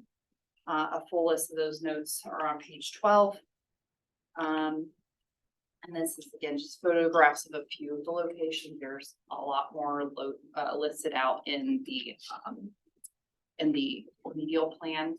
One thing I did want to note is the cladding on the dormer on the back of the house is almost completely missing, and they are proposing to put in this shingle cladding to match the existing, and a list of materials can be found in the application packet. And this slide shows areas of work for the foundation primarily. There are a few areas that the foundation needs stabilization. And then there are some areas that just need some minor cleanup.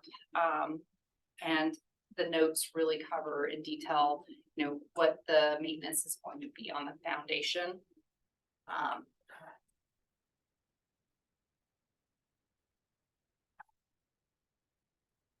And that brings us to kind of the stonework and brickwork, and like a lot of the wall rebuild is going to be focused around this bay window area.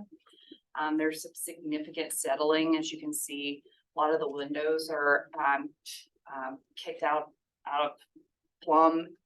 There's a lot of issues with brick, a lot of cracking, a lot of damage.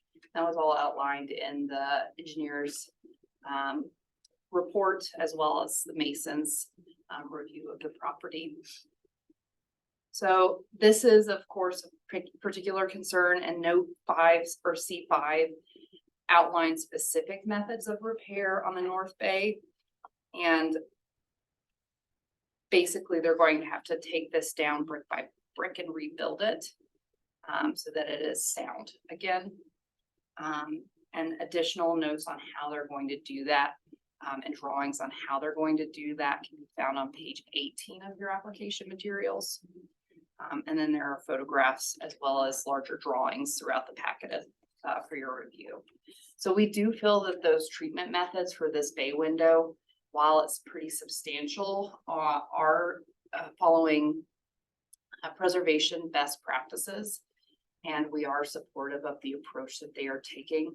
But again, staff wanted to provide the commission the opportunity to review this and provide comment if they felt that it was necessary. So the applicant reviewed a total of 16 windows and 2 doors on the property. 2 separate assessments were completed on the windows. And it was determined out of the 16 windows, only 3 of them could be restored, or restored or rebuilt. And those include stained glass, which I have pictured here. Stained glass window. The rest are in pretty bad shape, as you can see from the images. And these are just, again, a few of the images. Additionally, the doors on the house are delaminating in some places and have some issues that would require replacement. And of course, Landmark does require with replacement that it match the period of the house or historic material on the house. The windows are proposed to be replacement windows are proposed to be an aluminum clad wood. Replacement window matching the existing windows as closely as possible. The doors, the front door in particular, it looks like it's maybe 30s or so. Looking at the hardware, but it's not too original to the period of the house. Since it has to be replaced, we would require that it be with a period appropriate door. They have selected this custom half-light door. Staff did have some concerns about this ornate of a door being on the back of the house, but generally felt that since it is on the back of the house, it's not going to be as readily visible and generally fits with the period and style of the house. We are supportive of that as well. The window assessor did include a section drawing showing that the inset would match on the windows as well. And then the front porch. So it was partially removed and replaced in 2022 without permits. A stop work order was placed on the property in May. I believe it was May 11th, 2022. Because they removed a significant amount of the porch, that means that they have to meet current guidelines with the addition of the new porch. There is historic pilasters still left on the structure, as you can see here. And staff was requiring that the columns on the porch, the replacement porch, match the historic pilasters on the building. So the applicant is proposing this simple Doric style, or excuse me, Tuscan style wood column to match the existing historic pilasters. And then they will be replacing the roofing, as including the underlayment. And they're also proposing a beadboard underneath on the underside of the porch, which can be seen on the materials page.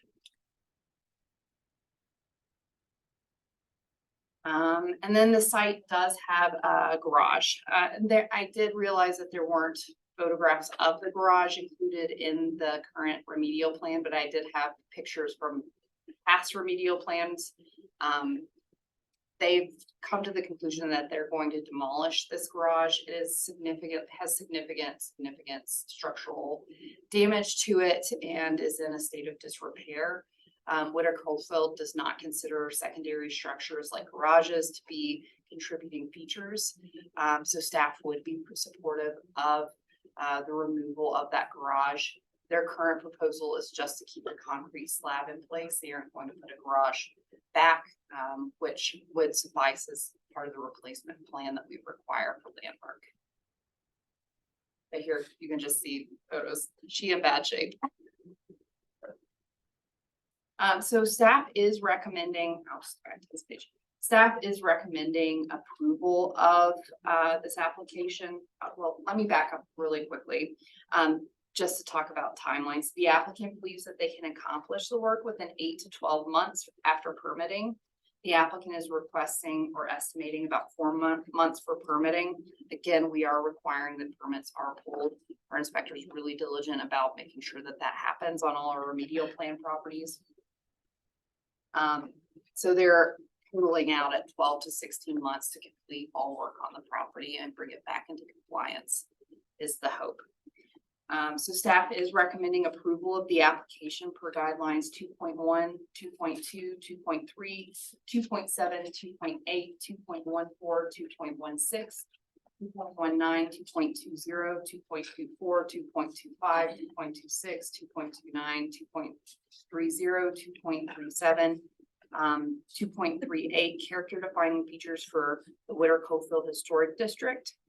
So any questions? Commissioners, any questions for Scott? Justin? Right, thank you. Okay, great. Thanks, Justin. Now I know the applicants are here. And we really appreciate your patience with that agenda. If whoever wants to speak can come up here. And by now, I'm sure you know the routine. You've got 10 minutes to talk about the project.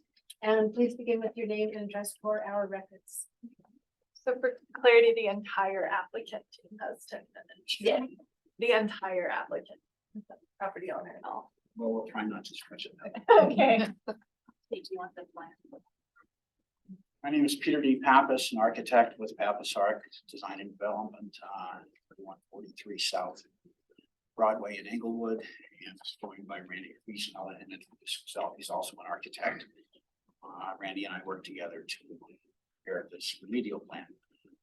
We have worked very, very, very closely over the last 12 to 15 months with Jessica and going through many iterations of the remedial plan, and we feel that Jessica has done an incredible job of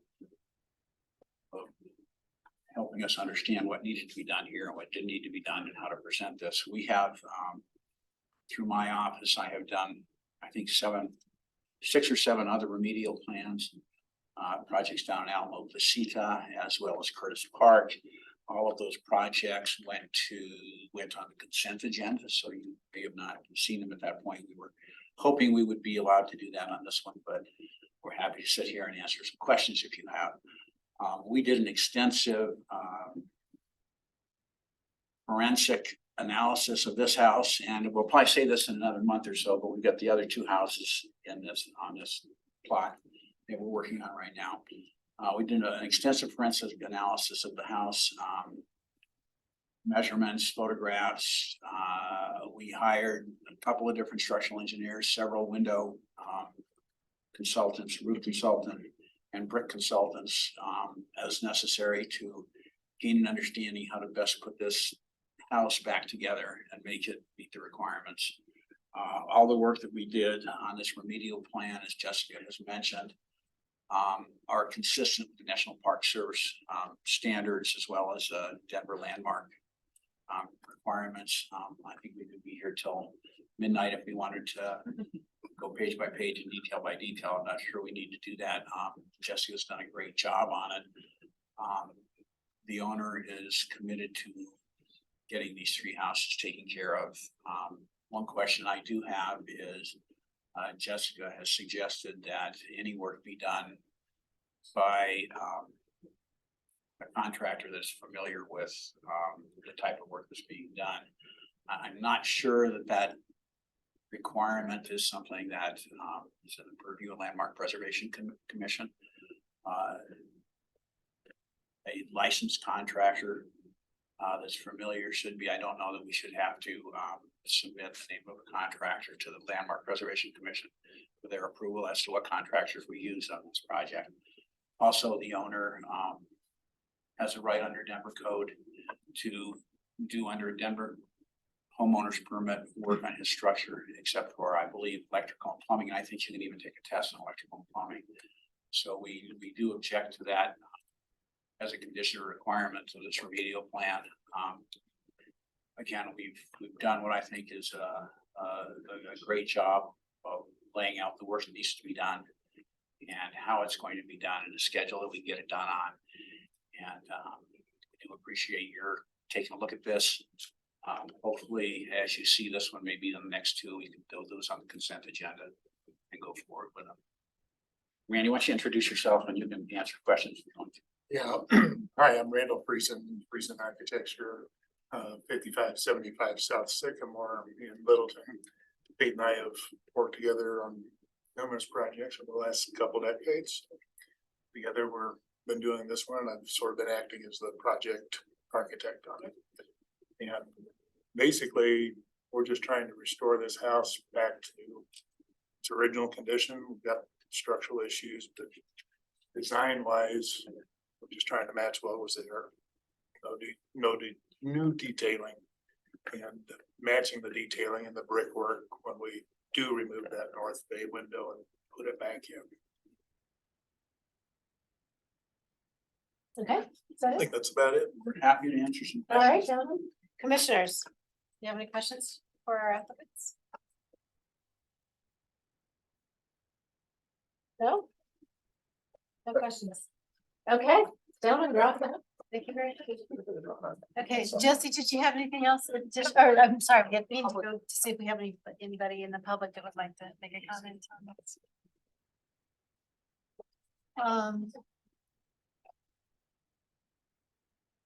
All right, would anyone like to make a comment? We have two attendees. Would either of you like to make a comment on this particular project? Okay, it doesn't look like it. All right, nobody here. Okay, excellent. Jesse, did you have any other comments? Any redirect or anything? So I did want to follow up on our requirement that a licensed Right. contractor who has experience with historic materials perform the work. The reasoning for that is this building is in a severe state of disrepair. A lot of that material, including the brick and stone, are very, very delicate and requires very specific attention. Some of that damage has been caused by work done by the property owner in the past. So our ultimate goal as Landmark is to ensure that whatever happens to that structure is done correctly so that it doesn't cause further damage to the structure and potential demolition of the structure over time. So that is why we are requiring that. All right. Thank you, Jesse. Any other questions for staff? Commissioners? Okay, seeing none, then let's go into deliberation. Commissioners, what are your thoughts? Wow. I'd like to applaud the owner and his team for a colossal amount of guts to do this. I think it's excellent that they're willing to even attempt this project. And I would heartily agree with staff's recommendations that it be properly done, properly seen to with competent people, and wish them best of luck. Other comments? You know, one question I had, it was helpful to hear the background. It seems like most of the reports, the engineering that were performed from the outside without request for interior access. And I think just as long as we're comfortable with the fact that, you know, everything's gonna be nice and stable. I know that the condition of the house maybe doesn't allow for easy access or something like that, but that wasn't necessarily a red flag, just a little bit unique. And you know, the window reports, the structural reports, some of those things. But I agree, it's a monumental project. It'll be great to see it come back around. As a contractor who works on a lot of historic buildings, I'll say that to just echo what Jesse mentioned, I think someone who's comfortable and experienced doesn't necessarily have to be a specific prescription there, but it's easy to do unintentional harm if you're not meeting. So. Definitely know it. Other thoughts, commissioners? Okay, all right, do I hear a motion? I'll make the motion. Thanks, Eric. To approve application number 2023 COA 345 for the remedial plan at 2234 Grove Street as per design guidelines 2.1, 2.2, 2.3, 2.7, 2.8, 2.14, 2.16, 2.19, 2.20, 2.24, 2.25 through 2.26, 2.29, 2.30, 2.37, 2.38, character defining features for the Whitter Cofield Historic District, presented testimony, submitted documentation, and information provided in the staff report. Second. And George has seconded it to all in favor, aye. Aye. Anyone opposed, nay? All right, it's been unanimously approved as presented to us. Good luck. Thank you. We wish you all the very best luck. It's a beautiful building, absolutely beautiful. That's all right, this brings us to any business items. There are no business. There are no business items. Any discussion items? Brittany? Have a few. Oh, here we go. Nothing major. So I have been talking with our attorneys about the fact that COVID is resurging. So just as a reminder, we do have to be here and present according to our current bylaws. If there's another state of emergency where the citywide, we can return to an all virtual platform. We could, if you guys are interested, explore amending our bylaws to allow for a in-person quorum, but if like a commissioner had COVID, you could attend virtually. We still need a in-person quorum though. So if you guys are interested in that, we can start working on exploring that. So we just needed feedback on you guys if you're interested in exploring a bylaw amendment again. Do you think that would be helpful to you as staff? That we all would already need a quorum in person? I don't know. I know like Nick was willing to attend virtually today, but I basically, it was like, no, you can't attend. It's really up to y'all. Like if you have an interest in being able to attend virtually, it would be a very limited, I think, for like things like if you do have COVID and are sick, So that was my question. Was it just COVID? Cause last summer, I had hip replacement surgery and I could certainly have sat in my, in my office at home. Sure. But getting here was a problem, but I couldn't attend. So would it, for something like that, recovery and stuff like that, or is it just COVID? Yeah, I think something like that would be covered. I mean, obviously, we'd like to have, a full commission for hearings. Sure. And if there's something that is preventing others from coming, then we'd like to have the other commission member who may be, incapacitated in terms of mobility. Be able I was to attend- I was walking very slowly. be able to attend in some fashion, so. Yeah, that seems like it would be a qualifying condition. Okay, all right. That was really my question. Like not to be just COVID. And I think it would be helpful, just like in terms of even today, like we have a limited number of commissioners present and in terms of quorum and passing motions, like generally speaking, mostly you guys do agree on things, but if we ever get in that situation, like even if commissioners could just attend virtually and act on the, that might help pass motions and things like that. We haven't had one fail in a long time due to like not reaching consensus, but if people are sick and we can only have 5 people here and because 4 of you have COVID and are needing to hopefully that doesn't happen, but for instance Well, 4 of us have COVID, then there's no meeting. well, we still have to have 5 in person, but Yeah. so it's up to y'all. So what would the process be if we decided that was useful to us as well? We'd have to amend the bylaws. And what does that entail? It would be a business item, which we formally put on the agenda and you guys all formally vote on. Okay. But the idea being, even though a quorum is required for in-person, those attending virtually, their vote and commenting would count just as others would. Okay. Yeah, I mean, seems like a good thing to do if, as you said, in the rare instances when there might need to be more voices heard from. Yeah, I would support it.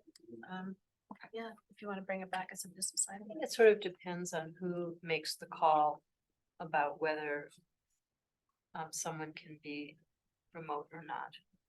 Because I know that people have varying situations and I think it's actually not the easiest thing to do is to come down here. So I just would want to make sure that there is somebody who is making the call to say, yes, COVID, you can attend virtually, but Yeah, I think, looking at you again, Nate. We, Question?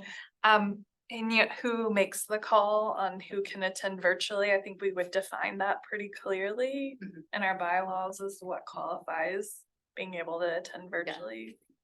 Yeah, I think that makes sense, you know. The Board of Adjustment has a unique setup where they still are meeting in a hybrid fashion. But I'm not sure how they were able to accomplish that.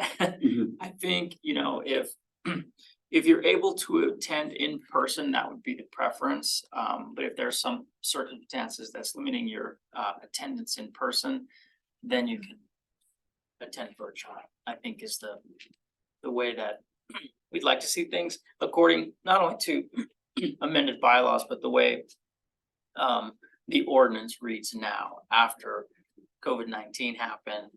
They amended the ordinance and our bylaws need to be consistent with the city's ordinance. So that's why we'd still have to have an in-person quorum.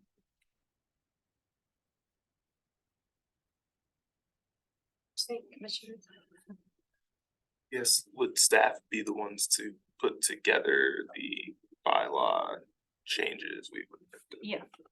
figure that With out. our- in Yeah, I advance.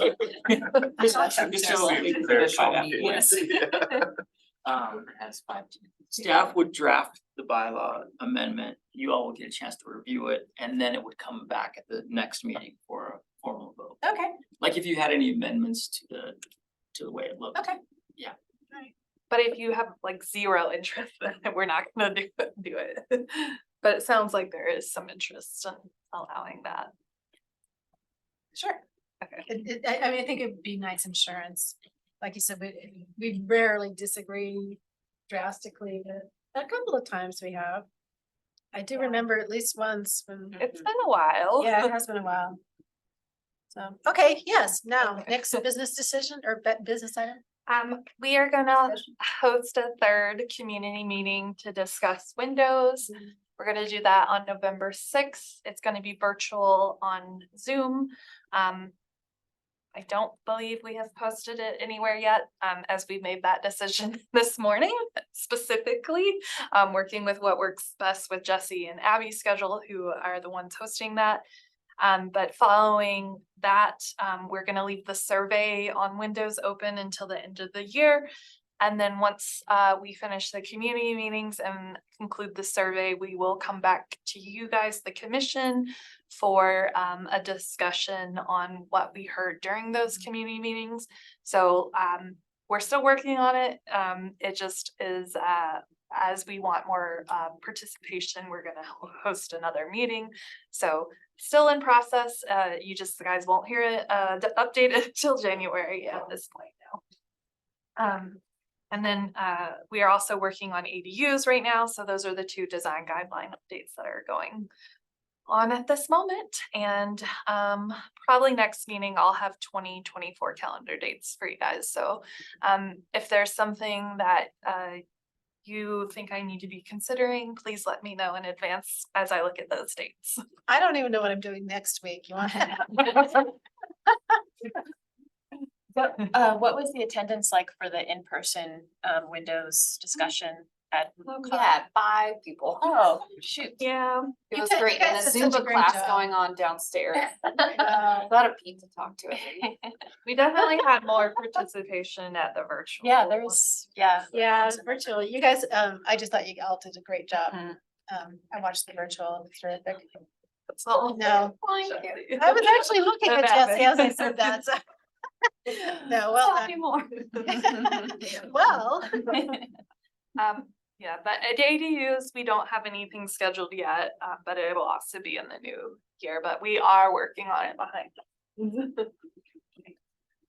Okay, That's it. that's it. Commissioners, anything else for the good of the order? No? All right, if not, then I am going to adjourn this meeting. It is 4 on October 3rd, 2023. Thank you. Thanks, everybody. Staff, thank you.